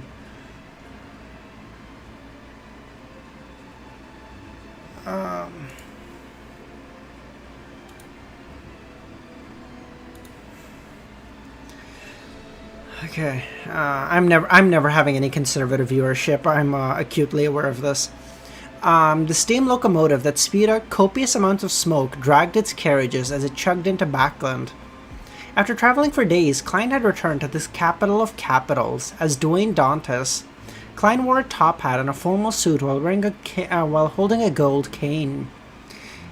He slowly left the first-class cabin and stood firmly on the platform. Behind him was a man of mixed blood. It was none other than his marionette, Enzo. Of course, this winner had already changed his name to Inuni, which sounded more in line with the southern continent's traditions. We have seen worse takes than you can imagine. Well, yeah, I have, like, pretty milquetoast, like, center-left takes, okay? Like, on almost everything that you can imagine, I have like a center left take, like where the Democratic Party would have stood like maybe, I don't know, 20-30 years ago. Like, that's where I stand on like most things. There's a couple of not everything, but there's a couple things. But you know, in the future, he would go to the person to establish contact with the southern continent's clientele for the upstart tycoon and arms dealer, Dwayne Dantas. The non-crucial business would be handled by him without needing Dwayne to personally head to the east and west Balam. Of course, this was simply a disguise. Klein would of course be the one making the trip. He had decided to send believers to West Balam in the name of sea god Kalvatua and get them to represent himself to complete some small-scale deals. After all, Danitz was an infamous pirate with a bounty exceeding 10,000 pounds. Furthermore, he had close ties with Gehrman, and it could easily incur suspicion if he kept helping Dwayne. After leaving the station, Klein took a carriage home. It was already dark by the time he arrived. The street lamps on both sides of the streets had already lit up. Likewise for Dwayne's residence. Butler Walter and housekeeper Taneha led the male and female servants as well as the gardeners and the coachman out. They stood on both sides to welcome their employer. After arriving at Desi Bay and buying the tickets, Klein sent a telegram back to Backland informing his butler of his arrival. He then instructed him not to send the coachman to pick him up at the station. After all, this was an era where trains were often delayed. It was impossible. It wasn't impossible that the arrival would be delayed to next morning. Yeah, I know. He's worth 10,000 pounds. No, he ain't, bro. Glancing at his servant, who stood with a standard reverent pose, Klein secretly nodded and passed through them as he sighed inwardly. Oh my god, I just realized! You know who Dennis... This is why I like Dennis so much. It all fucking makes sense. I don't know why I didn't get it right up until Dr. Z said that, and Hopeland, actually. Dennis reminds me of Buggy from One Piece. Oh, because like Buggy becoming an Emperor of the Sea because he is controlling Mihawk and Crocodile, when in fact he's the one being controlled. Oh, it's so... That's why. That's why I like him so much. Oh, thank God. Okay. Okay. After he arrived in... no, okay. Glancing at his servants, Klein thought, this resembles the style of nobility. Even when the employer isn't around, the butler doesn't skeeve. Have I made this connection before? Maybe. Like, now imagine if it gets revealed... Sorry, I'm going off on a One Piece rant for a second. Imagine if it's revealed that Buggy is, like, somehow fucking... Blackbeard's brother. I don't know where the fuck I heard that, but like, bro, if that works out, oh, I mean, obviously I don't think so, because Zebek would probably have been dead by the time Buggy was born. I think. I don't even know if that works, but I don't know. I heard that and I was like, damn, there's no way that works. Klein nodded at Walter and Taneha before saying, it must have been hard on you while I was away. It's our duty, they both said with a bow. He then turned his gaze to his valet. He realized that this good-looking boy had a somewhat pale expression. Klein smirked inwardly. You did well as well. However, there's some business involving the southern continent that requires Inuni to handle it. Oh yes. Be Mr. Walter's assistant and help him gathering information for a manor outside the city. Yes, sir. Assistant? Assistant butler? Richard was taken aback. With this role, it meant that he had broken free from the constraints of being a valet. He had been promoted.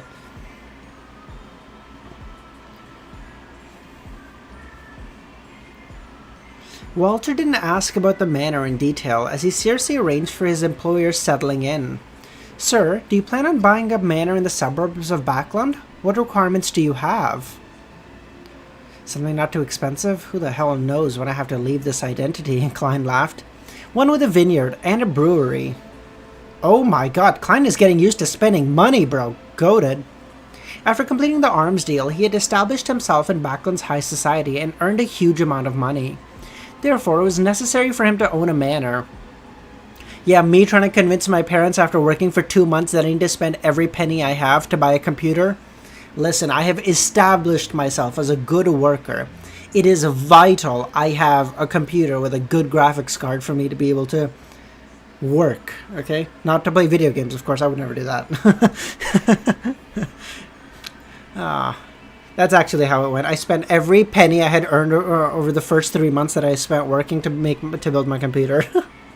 Literally every single... I drained my bank account. I was like, I don't give a fuck. Totally worth it, though.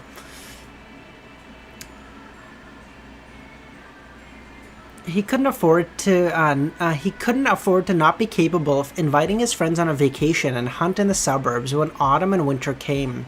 This was a faux pas that could easily make him be viewed with scorn.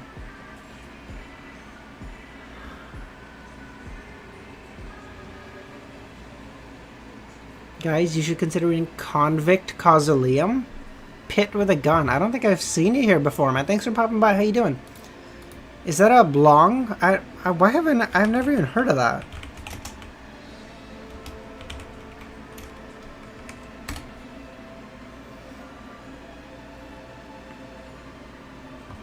No. Back when I built the computer, the 30 series had just come out, Moon. So I got a 3070. Man. And it was during COVID time, so for the amount of money I spent, I should have been able to get a 3080, but I was fucking lucky to be able to get a 3070 at that time. Moreover, the manors in Backland suburbs were expensive. One could purchase a huge manor with rubber trees in places like Desi Bay for 8 to 10,000 pounds. But here, all he wanted was a vineyard and a grain farm and a brewery. Do you know what Klein's torture in hell will look like? Watching himself as Dwayne spending money.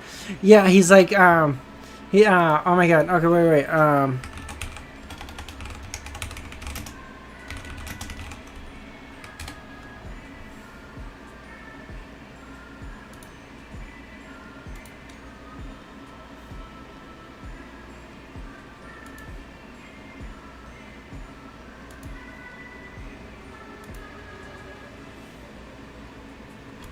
Hold on, sir.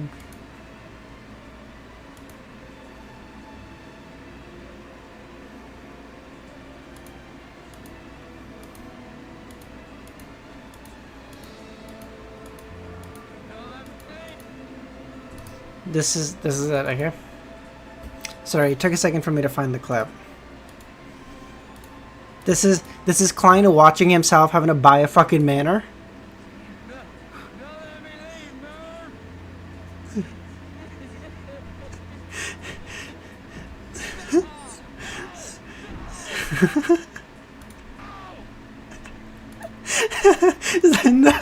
No. For that 6-second clip, totally worth it. But the entire stream is now demonetized. But totally worth it all the same.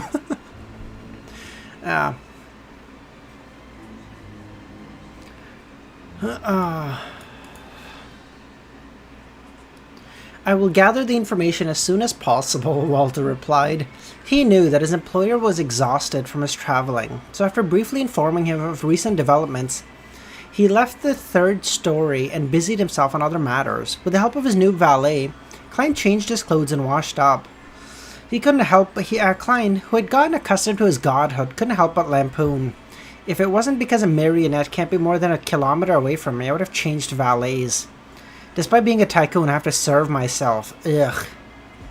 Despite his size, he dismissed Winner and Nooney to the adjoining room and walked to the window. He looked at the wall-lit lamp, which resembled stars, and allowed his thoughts to wander. My next goal is MI9's deputy director, General Quanos Kilgore. As for the captain of the Royal Guards, Viscount Stratford, I'll leave him to Trissy.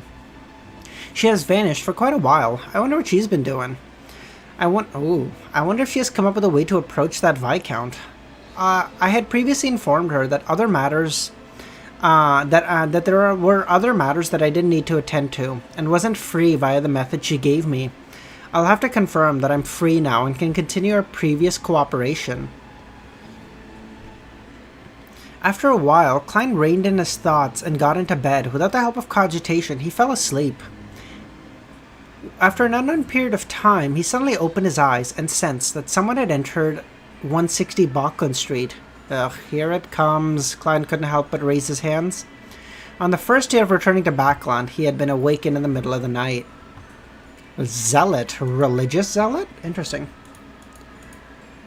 Now my room has started to get a little bit better. Oh my god, it was so hot in here. Man, I should be drinking less tea and more fucking Gatorade at this point. It's so hot. Sorry, again, I don't do well in the heat, okay? I'm like I'm a literal child. I melt in the heat.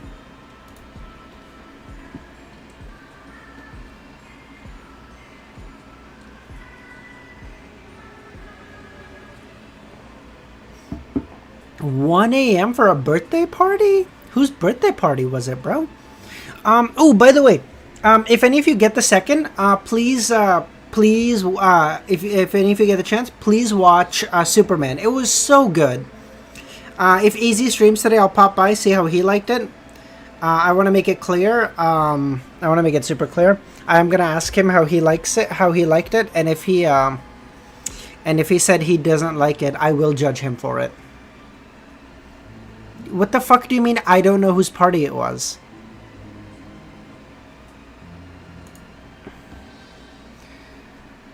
Dressed in pajamas, Klein didn't move. In his spiritual perception, the intruder's spirit body threads appeared. This meant that if he so wished, he could turn everyone in Bauckland Street into marionettes without leaving the bed. Oh, that is so cool. Oh, there are a lot of spirit bodies around. Is that a second Milosh? What the fuck? We have two Milosh? What? I mean, this one's not speaking English, so unfortunately I don't know what he said. He could have just called me some horrible words. I don't know what he said. But we have 2 Miloshes. This is amazing. Milosh clone, yes. We finally know Milosh's last name now. It's over. We know Milosh's last name. Yeah. Alright. Milosh got that Marion. Prepare for trouble and make it double. That's Luvion. That's so good. That's so good. That is so clever. Popular name in Serbia? Oh, okay, cool. Thanks, Milosh. How you doing, man? Thanks for popping by. Oh, that Luvion, that was so good. It was such perfect timing. Oh my god. There are many spirit bodies around, and one of them is helping him fly. He landed on the opposite balcony. Is it a Beyonder of the Death pathway? Or the Evernight pathway? To be able to do this, he must at least be a Sequence 6. He's here for Richardson? No. He's walking in my bedroom. He has paused and reached out his right hand to knock on the door. He's certain I've detected him. Klein made an initial judgment, but subsequently did it via direct sight, a scene that formed in his eyes. Klein, after reaching Sequence 4, was not only was his danger premonition as a clown further enhanced, the amount of power he could stir and use from the grey fog had experienced a qualitative boost. With the two combined, it wasn't difficult for him to use his intuition to have a projection of the intruder's figures and actions.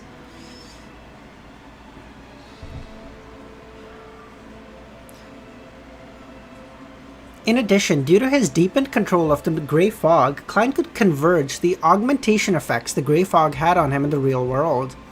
This prevented Beyonders of certain pathways from seeing anything. Based on his judgment, being above the grey fog, augmenting himself with the card of blasphemy, and the Sea God Scepter, the strength that the Fool could direct at the real world was asymptotically closer to that of an angel. Ooh. Asymptotically closer to that of an angel is like crazy words. No, Khaled, it still hasn't been revealed, and it's irritating the fuck out of me. Do you guys know when it gets fucking revealed? Are we not gonna know until like chapter 1000? What the fuck? And does Klein know yet, or is he just making it up? Or does he not know either? If that weren't the case, even if the grey fog and the paper figurine substitutes could allow others to maintain their lucidity in dreamlike states, Klein wouldn't have dared to allow Miss Justice to face a saint of the spectator pathway.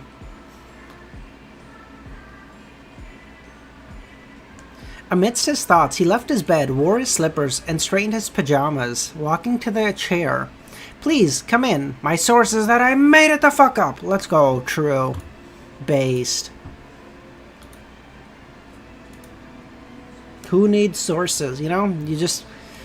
if someone asks you for a source, you say it was divine. It was given to me in a divine revelation by God, and they're like, "What?" And you're like, "What are you gonna argue with God, you son of a bitch?" And they're like, "Fuck, okay, you won the argument." Immediately over. If that doesn't work, you go. Lil Baby says what? Huh? And it's over. It's over immediately. Either one of those, immediate win. If that weren't the case, okay, nope. Amidst his thoughts, Klein left his bed and walked to the reclining chair and sat down. Please, come in. The door to the bedroom opened. The visitor was a man about Dwayne's age and of similar height. He had black hair and brown eyes. He wore a silk top hat and had a rather thin face. Klein saw countless spirit bodies hugging the middle-aged gentleman and made his surroundings dark and stacked. Klein's intuition told him that this was a demigod. We're just meeting every demigod now? Everywhere. Bro, up until like 100 chapters ago, we knew like 2 demigods. And now, like, everywhere we walk into, demigod. What the fuck? Klein goes to the ocean, Nash shows up. He's in background, a fucking demigod just comes to his door.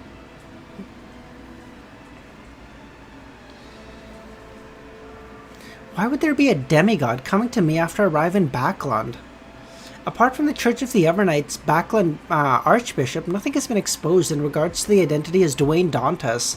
Having a headache, Klein looked at the door without an expression. After taking 2 steps, the demigod's right hand hung down. He had bowed slightly in a strange manner. Klein was taken aback, feeling at a loss.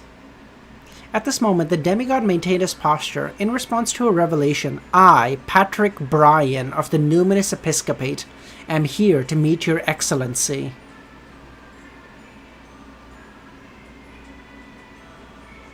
What the fuck?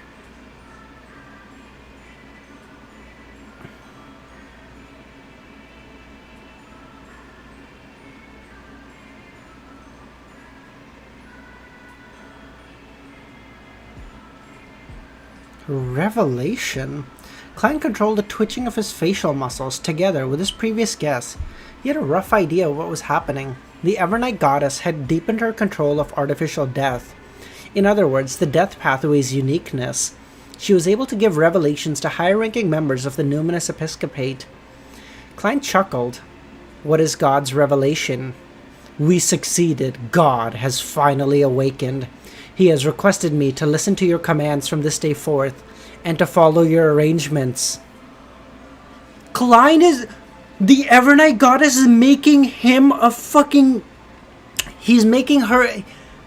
Oh my god, she's making Klein a saint. Not just in, like, abilities, because he's a saint, but she's making him a saint of, like, hey, listen to him. He will be the one who receives my revelations. And now... The fool is the fucking leader of the Tarot Club and the Numinous Episcopate? Yay!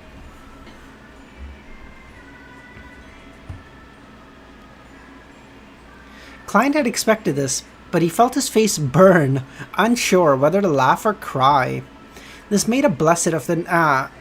making me a blessed of the Evernight, while also a part-time blessed of artificial death, so as to silently lead the Numinous Episcopate's artificial death faction. After Lee's, no, come on, I'm doing so good now. Is this a bestowment of fate or a price that has been exacted? Since the goddess doesn't wish to get the archbishops or high-ranking deacons involved, it means that she wishes to keep it confidential. He then stood up. As God's revelations commands, God's wish is my wish. After expressing his devotion, he looked at the demigod standing in front of him and pointed to the sofa opposite him. Please, have a seat. Do introduce yourself. That's the most basic form of politeness, isn't it? Moments ago, as the thoughts ran through his head, Klein had vaguely grasped the reason why Evernight had handed him leadership of the Numinous Episcopate. As Gehrman, he had close connections to the Death Console. Oh my god, Evernight is so clever, bro. After Lee, stop, don't give me numbers.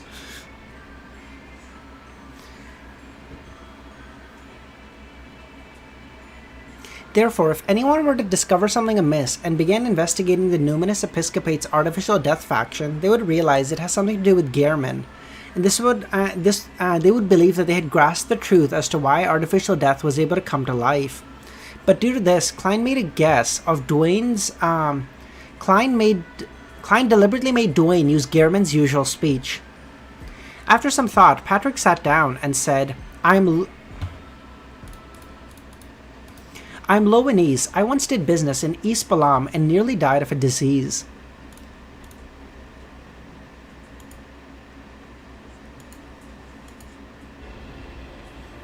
Okay. I was rescued by a member of the Numinous Episcopate, and during that ritual, I received God's grace and lived. The faction I'm in has always been vilified by the other members of the Numinous Episcopate. They believe we're sacrilegious, that we're in a bid to create new death, but that is not the case. We believe that God didn't perish at the end of the Fourth Epoch. He is merely asleep and requires certain things to be done to awaken. The facts prove we were right. You are witness to this.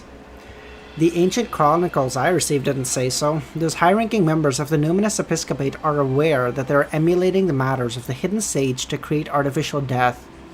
Could it be this gentleman isn't a core member of the Numinous Episcopate's Artificial Death faction? And he also lacks sufficient knowledge regarding the uniqueness?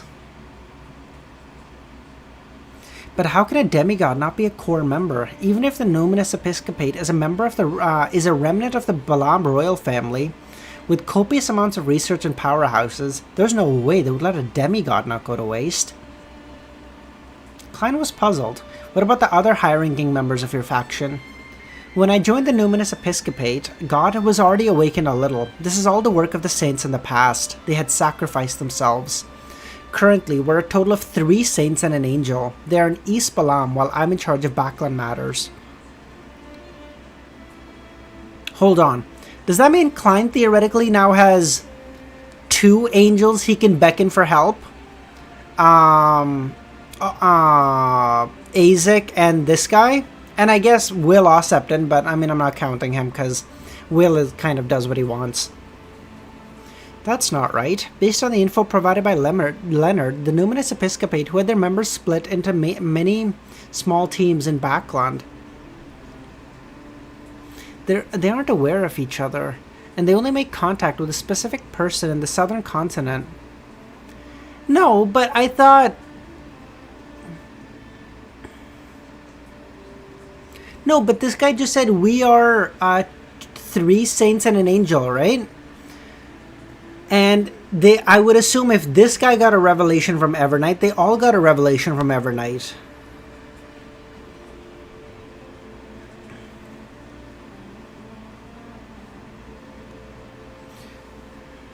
Huh, okay. Just keep reading? Okay. They aren't aware of each other and only make contact if a person with a specific person in the southern continent. There's no overall person in charge. Klein thought for a moment and asked, what's the angel's name? Where is he? Are there any other revelations? God made me not inform others, nor make me inquire to others about matters. Our leader's name is Heiter, both a last name and a first name. He was once an archbishop of the church, and later became an angel thanks to God's grace. He has been working hard to awaken the sleeping God, but he was severely corrupted in one of the rituals and is unable to leave the mausoleum. Otherwise, he would lose control. He is my teacher.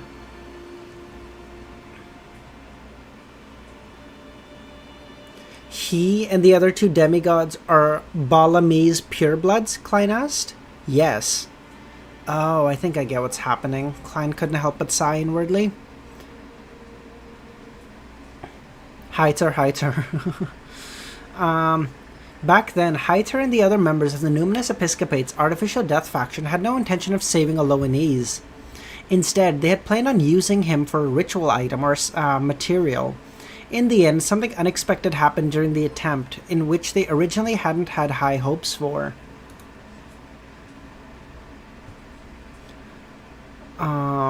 This led to Patrick Bryan's survival and his establishment of a certain connection with the artificial death.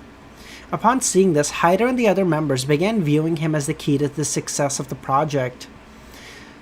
They gave him potions and taught him, proselytizing him with the faith of death, thus fabricating a perfect excuse for themselves, and due to Bryan's specialness, he advanced quickly and became a demigod. No matter how key he was merely an experiment. Patrick had never been treated as one of the members of the faction. Later, he was sent alone to lead 2 or 3 teams, and did a lot of rituals to bring the uniqueness alive. Such a guess was in line with the situation Klein was aware of. First, Leonard mentioned that the Numinous Episcopate's faction had placed their experiments in Backland, planning to destroy the enemy's capital, even if an accident happened. Second, many teams were independently connected to the southern continent and Backland, and had no person in charge. Third, Patrick's knowledge of artificial death was different from reality. This also meant that the person in the southern continent didn't care for Bryan's life and death, nor did they tell him the truth.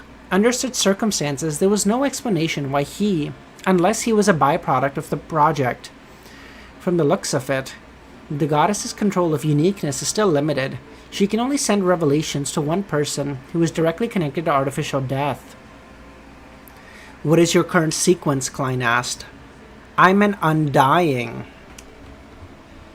Oh shit.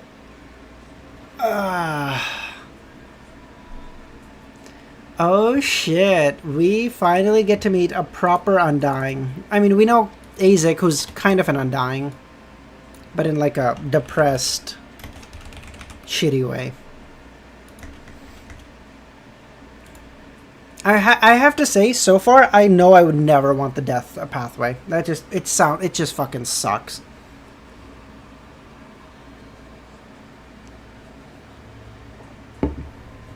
Like, imagine you become like a sequence 7 of the death path when you're like, holy shit, dude, I'm a mid-sequencer now.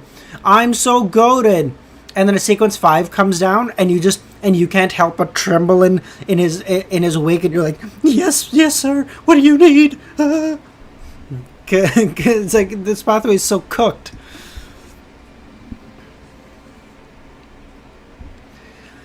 Klein wasn't surprised at Patrick's answer and asked, which incarnation number are you at?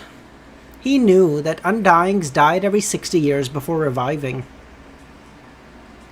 I'm not 50 yet. I haven't been an Undying for more than 10 years. When did you switch faiths to our Lord? I had just celebrated my 30th birthday back then. Prisoner worse? Prisoner is bad, the whole full moon bullshit.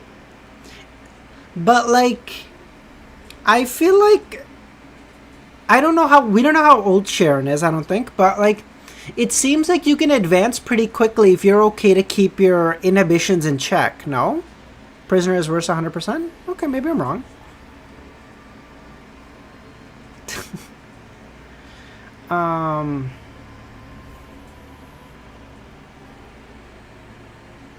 Vex crash out coming? Why? Does Justin really like Prisoner Pathway? I will not stand for Prisoner slander. Secret Suppliant worst.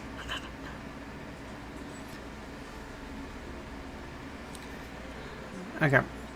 Stepping into the world of mystery at 30 and becoming a Beyonder, becoming a demigod before 40. This speed either means shocking talent or he's a blessed. His spirit body has been influenced by the death pathway's uniqueness. Of course, compared to how he had only taken a year to go from an ordinary person to a demigod, Patrick's advancement was nothing.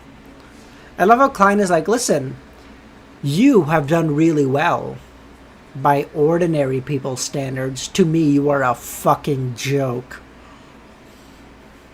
I'd rather be prisoner than secret suppliant. I think it's close. I think it's definitely close.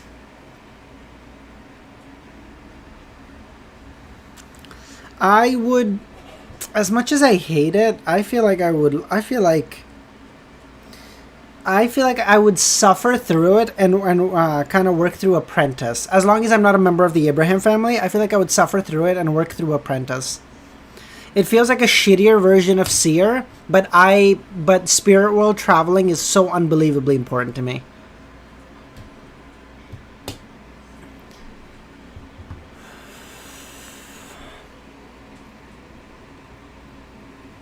There was only one problem Klein wasn't sure of if everything was done to exchange for something. He then asked, what's your current public identity? I'm a businessman. I have 2 garment factories in Backland. On the surface, I believe in the Evernight goddess, and I'm a supporter of the new party. Oh, do you think this works? Do you think Evernight was able to choose him because on the surface he's an Evernight goddess? And as such, he has some kind of vague connection to her?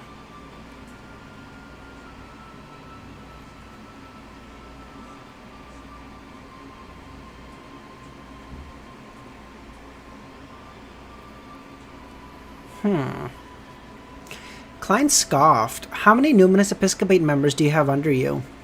2 teams. A total of 12 Beyonders. Some of them are working at my garment factory, while others are in the watch and clock industry. Typically, they will be careful when proselytizing to the people around them. The progress on this is slow, nor is it our main goal. Most of the time, they're searching for clues that God left behind, as well as different materials needed for the awakening. With clues in hand, we will carry out operations, and once the materials are gathered, we will experiment in different awakening rituals and seek out the most effective one. I'm the main person behind this operation, and I'm core to the rituals. You sound pretty proud of that, Klein thought. In accordance with the revelation of God, you are to heed my instructions from this moment forth. Yes, Your Excellency, Patrick bowed. Klein nodded slightly and said, first, stop all rituals and stop gathering materials. God has already partially awakened. He is in a recovery stage and is not to be disturbed by noise. From Klein's point of view, regardless of the change in Brian's awakening, they were ultimately pointing it at artificial death, the death pathway's uniqueness, only increasing the chances of it coming to life, making it disadvantageous to the goddess. And regardless if Klein was happy for this to happen or not, since the goddess had assigned Brian to him, he had to make such arrangements. Where's the pathway tier list? Justin, I'm thinking we do it at the end of Lord of the Mysteries. I'm gonna make one, I just don't know if making one beforehand makes any sense. Because the powers that I know are so limited, I swear I'm just gonna do this at the end. And that's the thing, they're not even that limited anymore. I probably know like 75% of pathways, but I know like names.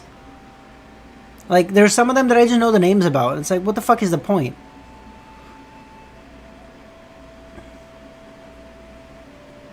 At the very least, you'll need all the names. Yeah, exactly. And at this point, I should probably be done in like 2 months. Like, I'm so close to chapter 1000. If I really pushed in like 2 or 3 days, we'll be at a chapter 1000. That's crazy.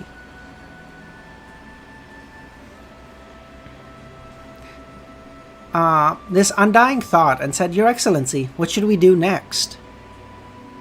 Continue seeking out clues for things that God left behind. This will aid in his recovery. Upon saying this, Klein originally had a second request. DSV, that was clearly a joke. He added, in addition, promote reading to all those around you and your subordinates, be it in the garment factory or elsewhere. Establish night schools or learning classes. Let the people around you extricate themselves from ignorance and savagery. And to make it more convincing, Klein stretched out his right hand and pressed it to his chest. God said that one needs to understand the belief to believe. God said that to those who are lost, one has to strengthen their body and arm his brain. This is because the kingdom he promises is one without ignorance and savagery.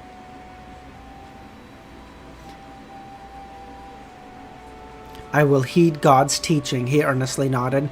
May every spirit gain eternal life in God's kingdom.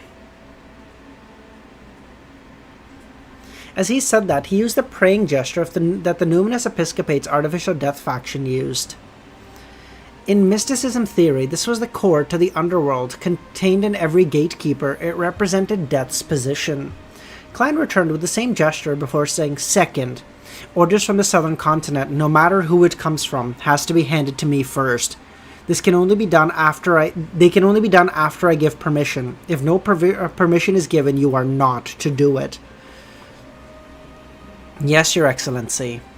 After giving instruction on the two most important matters, Klein wore the same impression and said, Third, unless convened by me, do not seek me out. Our usual communication will be done via messengers. As you know, there are many existences in the spirit world who do not wish to see God return. I understand. My messenger's summoning incantation is spirit wandering above the world. Absolutely friendly creature. Patrick Bryan's contract companion. Indeed, it's like physically impossible for a demigod of the death pathway not to have a messenger. Normally, even sequence 6s of this pathway should have one. Klein then didn't hesitate and said, Remember, my incantation is the spirit that wanders about the unfounded, the friendly creature that can be subordinated, the messenger that belongs to Gehrman Sparrow. Oh, be it receiving or sending mail, a gold coin needs to be paid to complete the transaction. Klein deliberately revealed that Gehrman and Dwayne Dantes were related. To determine Brian's reaction, Gehrman Sparrow? Your Excellency? Death Console? I am not him. He is my teacher. Brian nodded, believing that he had fully understood the matter. Bro, I know, Klein is such a bitch. He will never pay unless he had... The only person he's actually paid the gold coin for seems to be Leonard. Everyone else would be like... Everyone else, Klein would be like, nah, you pay for it. Fuck you. Klein guessed at his thoughts, but ignored it. He then asked, what do you know about the other factions of the Numinous Episcopate? The Numinous Episcopate's strongest faction is the Royal Family faction. With God's descendant as the core, they have established many organizations. Their leader is a descendant with a relatively thin bloodline. Her name is Sia Palenque. Palenque. Wasn't the guy that... Ince was trying to meet, didn't he have the same name? It was not the same first name, but it was Palenque was the last name. She might be an angel or wield an important relic of God. She calls herself the Pale Empress. Pale Empress. Have I heard this before?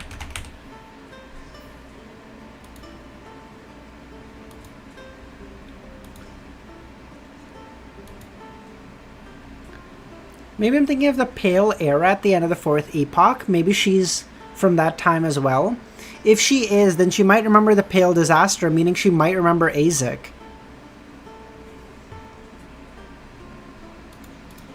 I'm gonna guess she's sequence 3. Maybe she's an angel, but I'm gonna say she's 3 with like a strong artifact.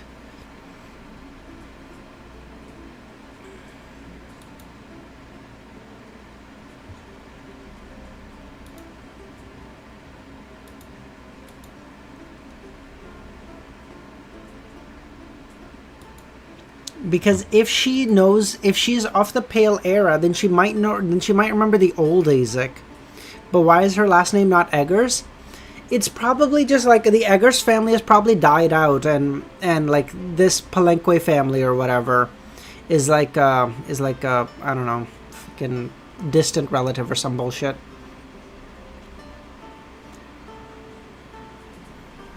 But it does say Sia Palenque Eggers, so you know.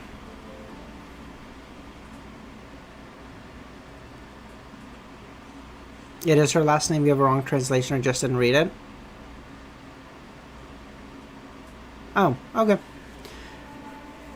Yeah, I just didn't read it, yeah. Reading is hard, don't judge me. Other than that, the royal family has 5 or 6 saint apostles. Some are true demigods, while others rely on artifacts. Other than the royal faction and us, the other factions are relatively weaker. The main ones are the Repose faction and the Underground faction. Only by working together do they have 3 powerful Beyonders who are equivalent to Saint Apostles. That's it for today, Klein nodded. If there's anything else, feel free to contact me. Yes, Your Excellency. Patrick stood up, bowed, before leaving the room. The door silently opened as the figure outside slinked into the shadows and disappeared. After everything calmed down, Klein glanced at the door that had closed, walked to the window and drew the curtains. There were a few carriages at that point in time. Each had 2 lanterns hanging from them, illuminating the surroundings. Nearly transparent figures surrounded this blurry scene. They were wearing illusory clothes that appeared formal. After Patrick landed from midair and returned, this figure bowed and attentively followed the demigod and spirits that beside him onto the hardly visible carriage. The pale white light with a tinge of dark green faint finally vanished. Klein looked away and muttered, although the revelation received by Patrick stems from the goddess, I have a nagging feeling there's something dark and sinister about to break out in Backland, or even the world. Oh, what are you about? Adam's about to do? I feel like Adam is up to something, bro. What the fuck? In Lord of the Mysteries, anything that we don't know about scares me more than what we do know. You know, the whole devil, the devil we know more than the, rather than the devil we don't, or whatever the fuck. Like, that whole bullshit. Like, it scares the fuck out of me what that guy's up to. Klein didn't delay and immediately contacted Trissy to confirm that nothing had happened to her. 978. Okay, do we end at 78 or 79? They're both good chapters to end on.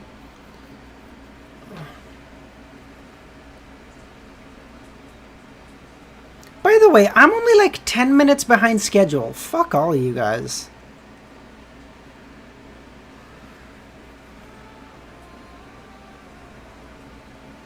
$79? Like, everyone's giving me so much shit. I locked in the last hour, okay?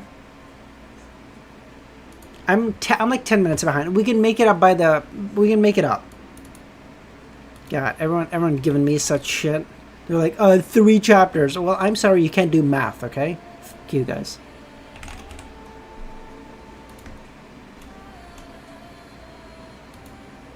I respect time more than you. 10 minutes matters to us. Okay, Nightwalker. You're watching your 10 minutes, are you?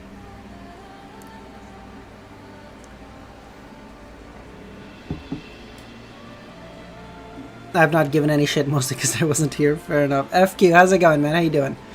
By the way, as always, if someone is new here, thank you for popping by. And if you're interested, consider joining our Discord. Link in the description. When will the next stream be? We'll stream tonight, Adam.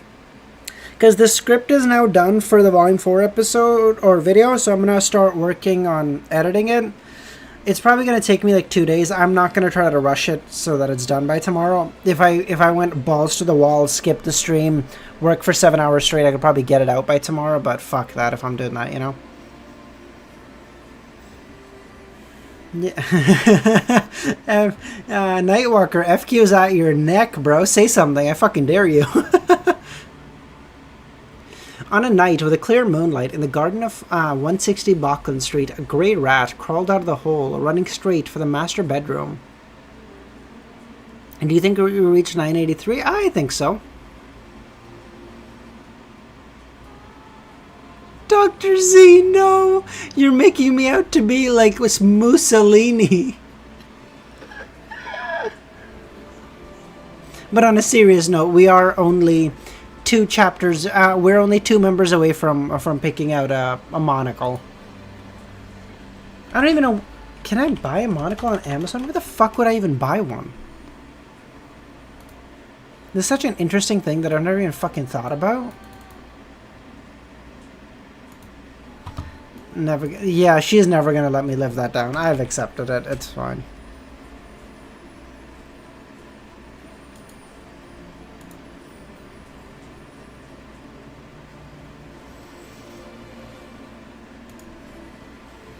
What the fuck do you mean politically, bro? He gave a spoiler. You're saying it like he voted for Trump and I took away his mod powers. I want to see what happens to Dr. Z. I don't think we're ever gonna see Dr. Z again if that ever happens.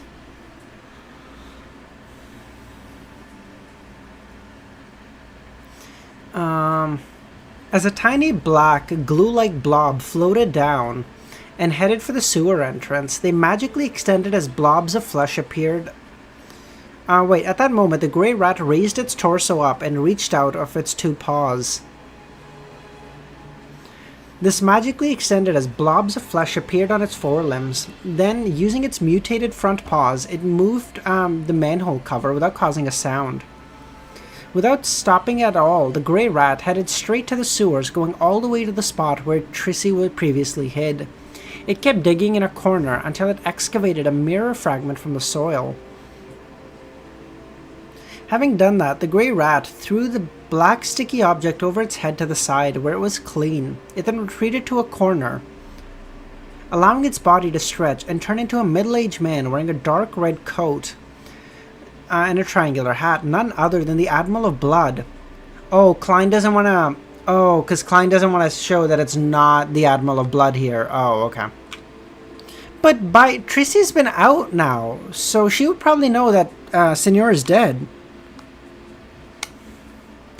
However, this Senor, along with his clothes and body, were just a thin layer, akin to a paper figurine. This rat is quite fat. The Admiral of Blood stroked his chin. Wow, fat-shaming a fucking animal. Wow, Klein, wow. The person who spoke was none other than Klein. He was inside his master bedroom, turning a rat into his marionette by controlling its spirit body threads. He then made it carry the ritual items and head down to contact Trissy. Fat rat. A senor, whose arms were flailing about due to the draft, bent down and picked up the sticky blob. This was the remains of Trissy's lock of hair after she burned it. It could be used for a communication ritual. Right on the heels of that, he wiped the mirror fragment clean and smeared the material onto it.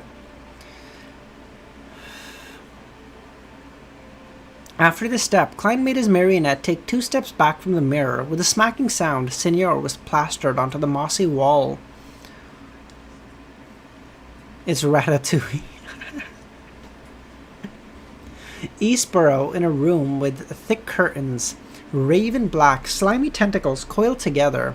At the end of these tentacles, there were either eyes with clear blacks and whites embedded in them, or there were venomous snakes' heads attracted there. The latter opened its mouth slightly as they shot out their tongues in a rather strange fashion. It was quite harrowing. Suddenly, they flailed up or retracted as the sphere crumbled. Enveloped, in the middle of the sphere was a curled-up girl. She had abnormally sweet looks, but her brows were tightly furrowed. The slimy and disgusting tentacles retracted and shrank, finally turning to their original form, strands of black hair. The expression of the girl soothed as she slowly got up and walked to the side of her bed, picking out a sleeping gown that had fallen to the ground and draped it over her. Demonesses can't just wear like regular fucking clothes, can they, at any point in time? She curled her black hair and came in front of a full-body mirror and swiped her hand across it. A black flame burst forth as it burned quietly in the air before being extinguished. It left behind a mirror that had turned dark and profound. In the mirror, lights drifted and rapidly presented the sewers filled with dirty slush, thinly plastered to the wall as a middle-aged man with an old hat and dark red coat was looking down at the girl across the famous painting. Was looking down on the girl across an unknown distance, like a famous painting. Is this a painting I should know of? She then opened her mouth and said in jest, "Mr. Gehrman, is this your craziness or cruelty? Or is this the case where I'm only acquainted with a clown?" Klein wasn't surprised that Trissy had recognized him as Gehrman. After all, he had previously met her in the image of the Admiral of Blood Senor.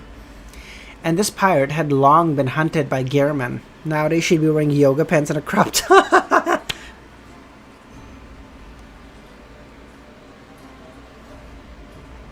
Back then, Trissy was hiding in the sewers due to an injury. Like a pain. Oh, I see. Okay. Preventing her from being in the know of this news at sea.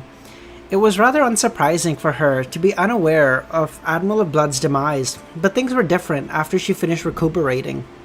She would have been a terrible assassin and instigator if she hadn't investigated her partner.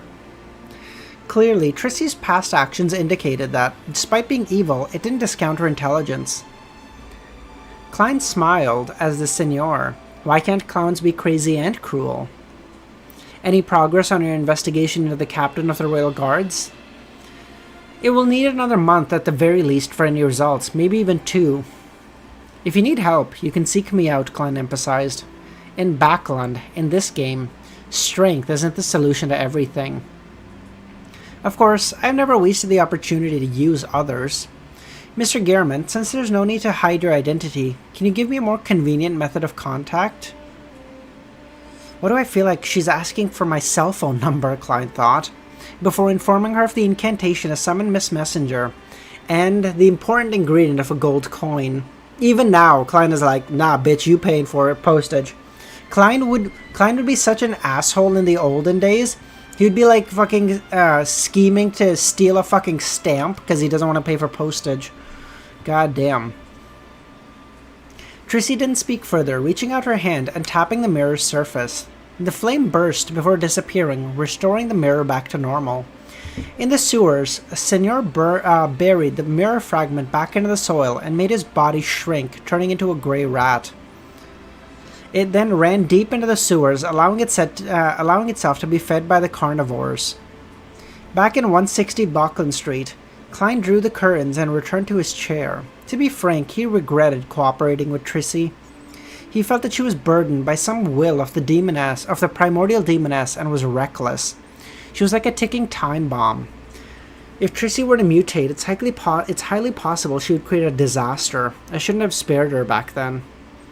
Klein sighed, setting up a ritual. He sent the black blob above the grey fog in an attempt to divine Trissy's location and condition. 20 to 30 seconds later, he was met with failure. He was worried that because such an outcome implied that Trissy had become a blessed of the primordial demoness. Bro, everyone is... Bro, I thought Klein was so special, but now everyone's a blessed? Klein... I love how Klein becomes a demigod, we see demigods everywhere. Klein becomes a blessed, we see blessed everywhere. This motherfucker can't have anything. The only special thing he has is the grey fog. And then end of the series, we're going to find out there's 400 grey fogs and everyone has access to one. Like, just get me the fuck out of here.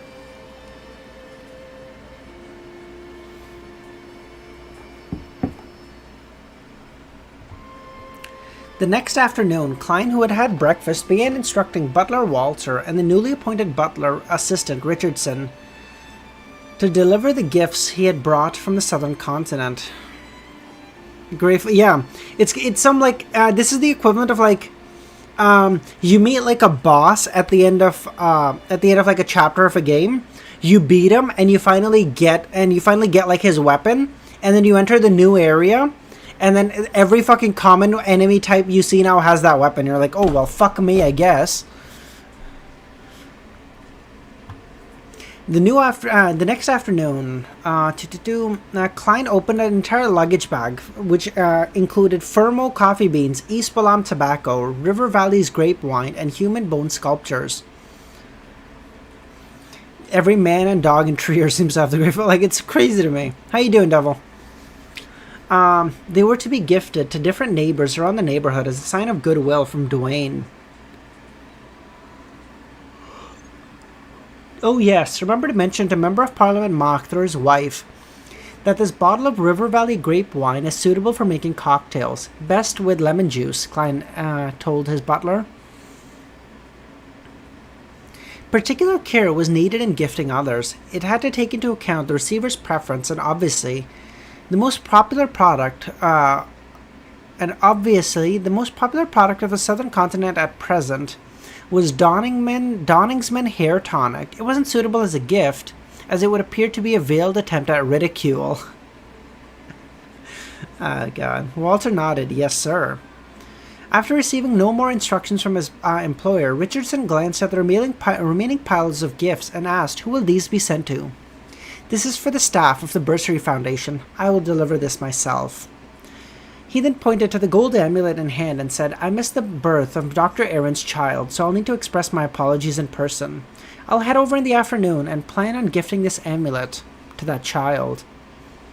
Of course, as a baby, Will Ossept and Saris won't like it. Compared to this, I'll just call him he, would rather have ice cream, Klein grumbled inwardly. After the butler and Richardson left, bringing gifts and male servants to the different neighbors, Klein got onto his carriage and headed straight for the Bursary Foundation. After alighting, he headed forward with his valet, Inuni, carrying plenty of gifts behind him. Along the way, he greeted and gifted any member of staff he saw. Average gotcha power creep, actually, dude. After Lace, I think he might be a couple minutes behind. After alighting, he headed forward with his valet. Nope, already read this. Soon, Klein arrived at the second story, where he met one of the director's office, and nodded on the door. Please, come in, Audrey's voice sounded. As a rather senior spectator, she had already noticed that Dwayne had arrived at the offices. She had been waiting to greet him. Klein pushed open the door, taking out a small box from his inner pocket and saying, I've returned from the southern continent. My business went well. I brought some gifts for everyone, hoping to share my happiness. He specially mentioned this to indicate to Miss Justice that he remembered her request. You leave me no reason to decline it, Audrey said. This didn't mean that she cared for the gift that the world gave, but a result of being curious as to what Mr. World would give. After receiving the gift box, she tore open the wrapping in front of Dwayne and discovered an accessory with a white feather adorned with pale yellow patterns. Isn't this one of the feathers from the Artificial Death Project? Because it doesn't have like a yellowish oil or some bullshit to it? This is a decorative ribbon. People of certain social standing in East Balam will enjoy wearing such items as white feathers on parts of their bodies. Of all the places, it's considered most noble and meaningful to attach it to a hat. This is said to be a tradition from the worship of the feathered serpent.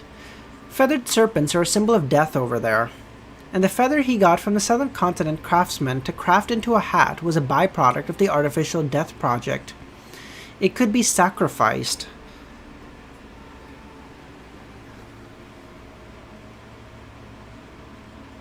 What? Klein had once obtained 3 of them. He had used one in Bayam to use the copper whistle messenger and summon the mutated monster corrupted by artificial death. Another was sacrificed to the artificial death in the southern continent, allowing him to receive the revelation of Inzong Will being possessed by an evil spirit. This was the last feather. Oh, that's actually kind of sweet. At the present, artificial death was equivalent to the Evernight goddess to a degree. Klein, who was clearly a blessed, didn't need to carry such an item. He could use other materials to replace the feather, so he decided to turn the remaining one into a gift. After all, Audrey was a believer of the Evernight, and she might need to contact artificial death at some critical moment. Audrey held the present with a smile as she listened to Dwayne's description. An idea flashed in her mind. Don't tell me that Mr. World really plucked a feathered serpent's feather for a hat. Oh, God. Okay. Last chapter. See? We're not that behind at all. I don't know what you guys are talking about. Man, although I will say, now that I've slowed down in my reading a little bit, back when I used to read 18 chapters a day, 9 chapters a stream, feels fucking insanity to me. What the fuck was I on? I've just gone down to like 7 or 8 chapters a stream now. Merely 7 or 8 chapters a stream. Speed up from 30 chapters a minute. Yeah, exactly. My normal speed is about 20 minutes a chapter after these, so I can keep that pace decently well and be talking to chat and engaging. But I can't go much faster than that.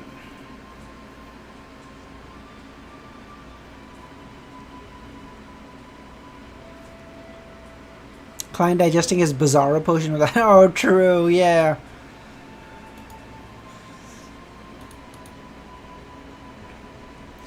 Okay.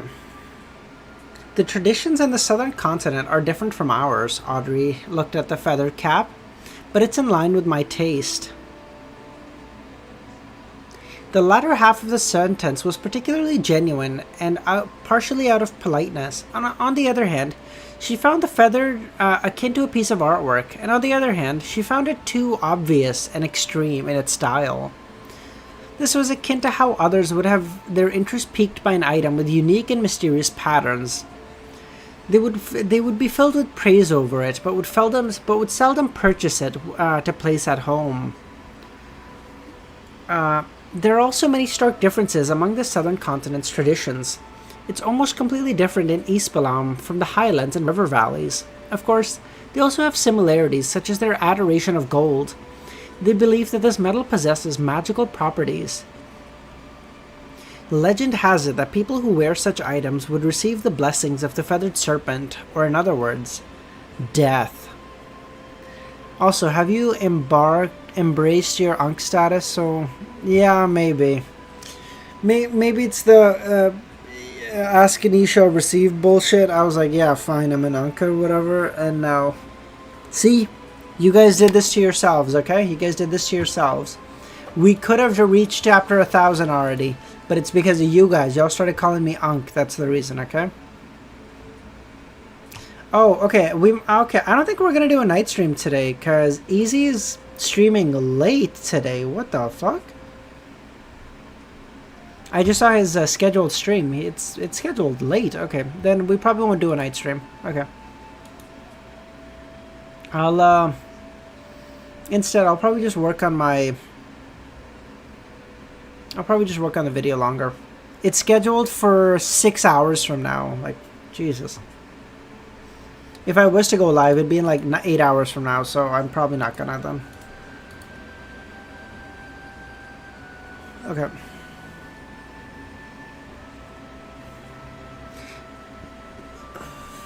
He was hinting to Audrey how she could use the weather, or the feather, weather, what the fuck?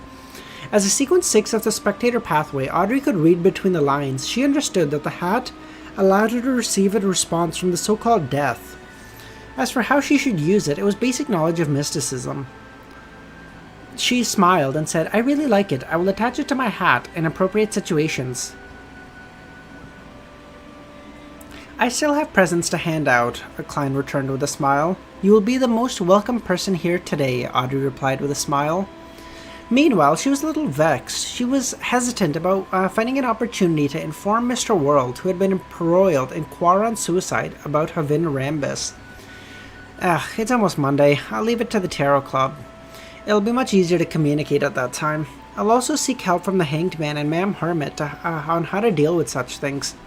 Also, I feel like it's so handy for Klein now, because when when the Tarot Club was just starting and it was him, Audrey, and Alger, every time Audrey had a question, she would be like, "Oh, well, get Mr. Fool to help."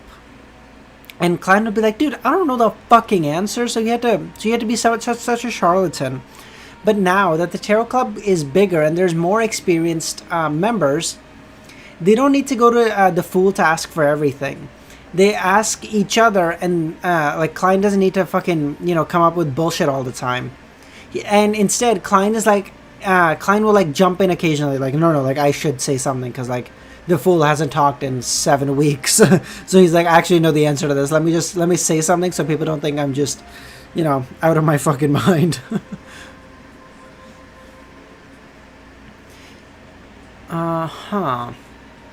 I can't always pray to the Fool ahead of time to receive an angel's blessing. On careful thought, such a form of hypnotism is terrifying, carrying out instructions without realizing it. Audrey's mind was awash with thought as her thoughts bubbled. This made her suspect that many people in Backland's high society have been hypnotized. In addition, she also came to realize something. Every time her parents attended Mass, the one in charge of the rites was definitely the Archbishop, and to hold such a post, he was definitely a demigod. At times, His Grace will even visit us in person to chat. This is to prevent such matters? That's why Havin's hypnosis effect on me didn't go overboard. Audrey watched as Dwayne left her office. She reined in her thoughts, and on a piece of paper she had drawn interlocking circles. There was a face with cold eyes and scattered lines. At a glance, Audrey tensed up. She began using her spirituality and the friction between items to ignite the paper, turning it to ash. She used her spirituality and the friction between items to... okay, cool. So, spirituality is not a physical item, but it can be used as a physical irritant to a degree. Okay.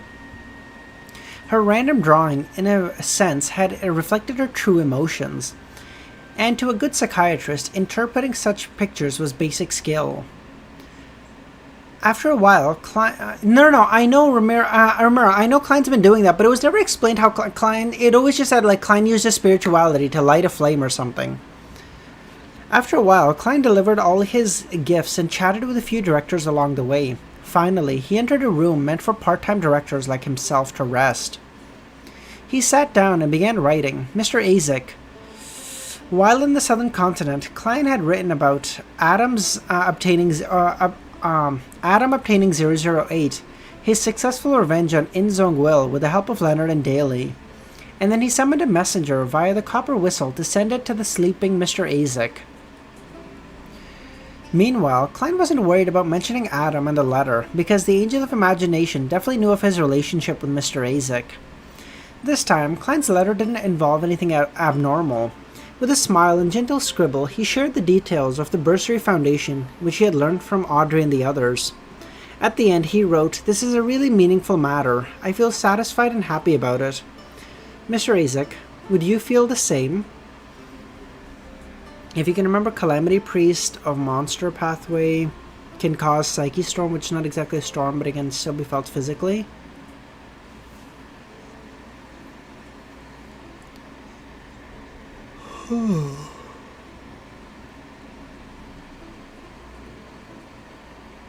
Oh, I think you're right. Yeah, okay, I think I remember that.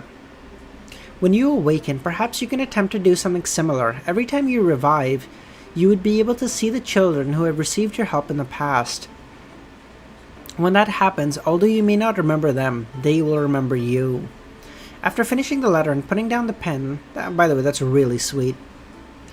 Klein read it over and after confirming there were no problems, he summoned the skeleton messenger and allowed it to take the message away. Following that, he left the Foundation with his valet and came to the nearby St. Samuel Cathedral. He prayed for 15 minutes. Like before, Klein then went to the donation box and threw £80 in. "Don't let me leave, Murph!" Klein is so mad. He's like burning cash, especially now that he doesn't need to. Oh my god. Taking this opportunity, he found Bishop Electra and had a chat with him. This also announced to the church of Dwayne's return. As for presents, Klein didn't directly give it since he was inside the goddess's cathedral. Instead, the butler would naturally deliver his gifts to the bishop's residence in private. At tea time in the afternoon, Klein followed his schedule and left home and headed to Dr. Aaron's for a visit. This time, Klein not only met Dr. Aaron, but also his wife, as well as the newborn. What a pity that I wasn't able to participate in. Klein deliberately paused and waited for Wilma to reply, "Will," with a smile. Unfortunately, I was unable to participate in Will's birthday party because of my trip. If you think about all the donations as payment for the undying. As payment for the undying? What do you mean?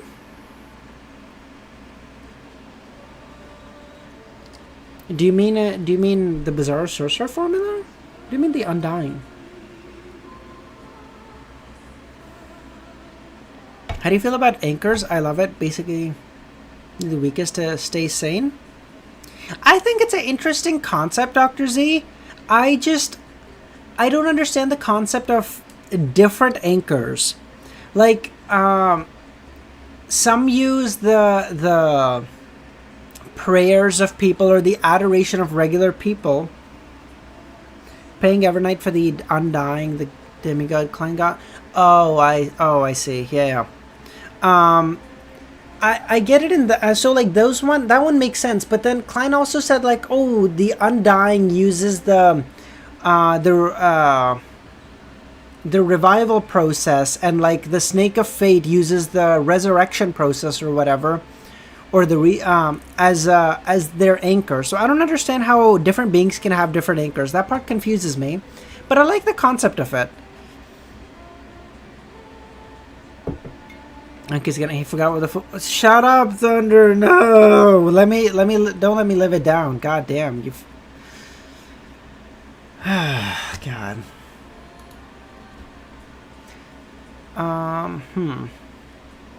He reorganized. No, this is an amulet that's rather popular in East Balam. It brings children good luck. As he said that, he handed the golden accessory to Dr. Aaron. Aaron wasn't a man who was good with words. He accepted it and nodded. Thank you. Following that, he held the string and hung the gold amulet into the pram beside him, shaking it, and asked, "Will, do you like it?" Wrapped it in a silver silk, the chubby baby raised his arm and swung it, flicking the golden amulet across.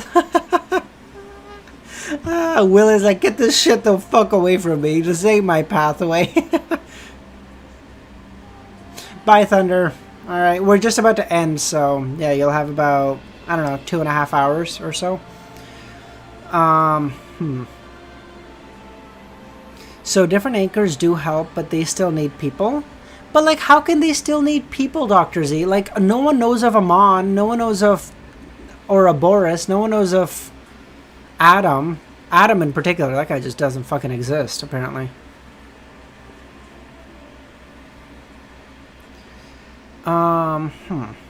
This is the reaction all kids have, Klein chuckled.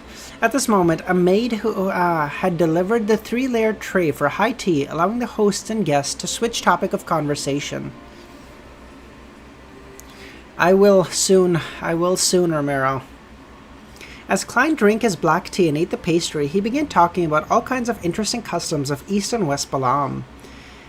It left the couple and their 2 children intrigued, as they would question it from time to time. Klein turned his face to the pram and asked with a smile, "You don't seem to enjoy my present." As he spoke, nothing abnormal happened to the couple and the rest of the people in the activity room as they continued talking. In the illusion Klein created, he hadn't finished his recount. Oh, wait, Klein started an illusion. Okay. Will Ossepton, who had fleshy arms, scoffed as he said with a childlike voice, "Willie's back, baby. What's the point of having such gifts? You might as well give me guadar. At the very least, I can drink it." Klein smiled as he shook his head. I have some news for you. Ouroboros was injured by a particular person and will likely not be able to continue seeking you out for some time. He didn't dare mention Adam's name or title. He didn't even think about it, afraid that the Order of the Twilight Hermit Order would notice and discover Will's location. As for a description like Amon's brother, Klein had temporarily avoided using it. He had no idea if Amon was in Backland, and the frequent use of his name would result in the crossing of fate. However, Klein believed that the Snake of Fate was likely able to guess who had injured the Angel of Fate. This was because the only ones who remained active in the real world and were of higher level than Ouroboros were Adam and Amon. He had used the words "particular person" to eliminate the possibility of the assumption of the besieging of several angels or the use of artifacts. Will fell silent for a moment and said, "I did tell you that the divination in your fate is a good thing in the long term." After exchanging information, Klein was about to dispel the illusion when he heard Will quip, "Oh, I suddenly have a craving for guadar, especially if it's iced. Such a beverage isn't good for a baby," Klein said as he dispelled the illusion. Then, under Aaron and Wilma's watch, he scooped some ice cream with a silver spoon and teased the baby. "Will, do you want some? Do you want some?" He's such a dick. He knows Will loves ice cream. Oh, God. Wilma immediately chuckled. Our Will doesn't enjoy that. Just as she said that, Will stuffed the spoonful of ice cream into his mouth. "What?" the baby cried out immediately. He's such a bitch, bro. He's making the baby cry. I feel like if Klein wants to digest his Bizarra potion, he would just stuff it into Will's mouth and be like, "You like it, don't ya?" and everyone would be like, "No, he can't eat it yet. Oh, God." And Klein's like, "Oh, it probably works out." Obviously, don't, do that to kids because, their bodies are not set up to have that much sugar. Their insulin fucking system would go fucking haywire. Okay, all right. I think we'll end it there. It's more of a nightmare. All right, I think we're gonna end stream there. That was pretty good. I still don't know how many fucking marionettes Klein can have. I'm starting to suspect that whoever said 50 was not fucking with me at this point because there's so much build up. At this point, if it's anything under 20, it's a fucking disappointment. I'm not gonna lie to you. Yeah, it was a pretty chill stream. 2.5 hours. By the end, we were only 5 minutes behind schedule at this point. Listen, we were kind of chilling at the start. It was kind of chill, but then we made it work. Okay, we locked in near the end. Okay, and honey, yes, I know about honey because like honey has botulism, and their bodies can't handle that until they're at least a year old. Yeah, I remember that one because my mom was like, no, like honey's great, and my brother was like, no, like the doctor said, like we really can't give the baby honey, and I was like, oh, okay, interesting. I don't fucking know. So I know that one in particular because I looked it up a while back. All right, that's it. You catching up to 5 minutes. You mean you can do better? Rice past rice. Don't tell people I told you this, but 5 is fine as well. Rice paste, I assume you mean. Oh, okay. Alright, everyone, we're going to call it there. Hope you all have a great rest of your day or night. I'm going to eat and then go to the gym and start working on the Volume 4 video. That's it. Hope everyone has a great rest of your day or night. I'll catch y'all later. Bye, guys.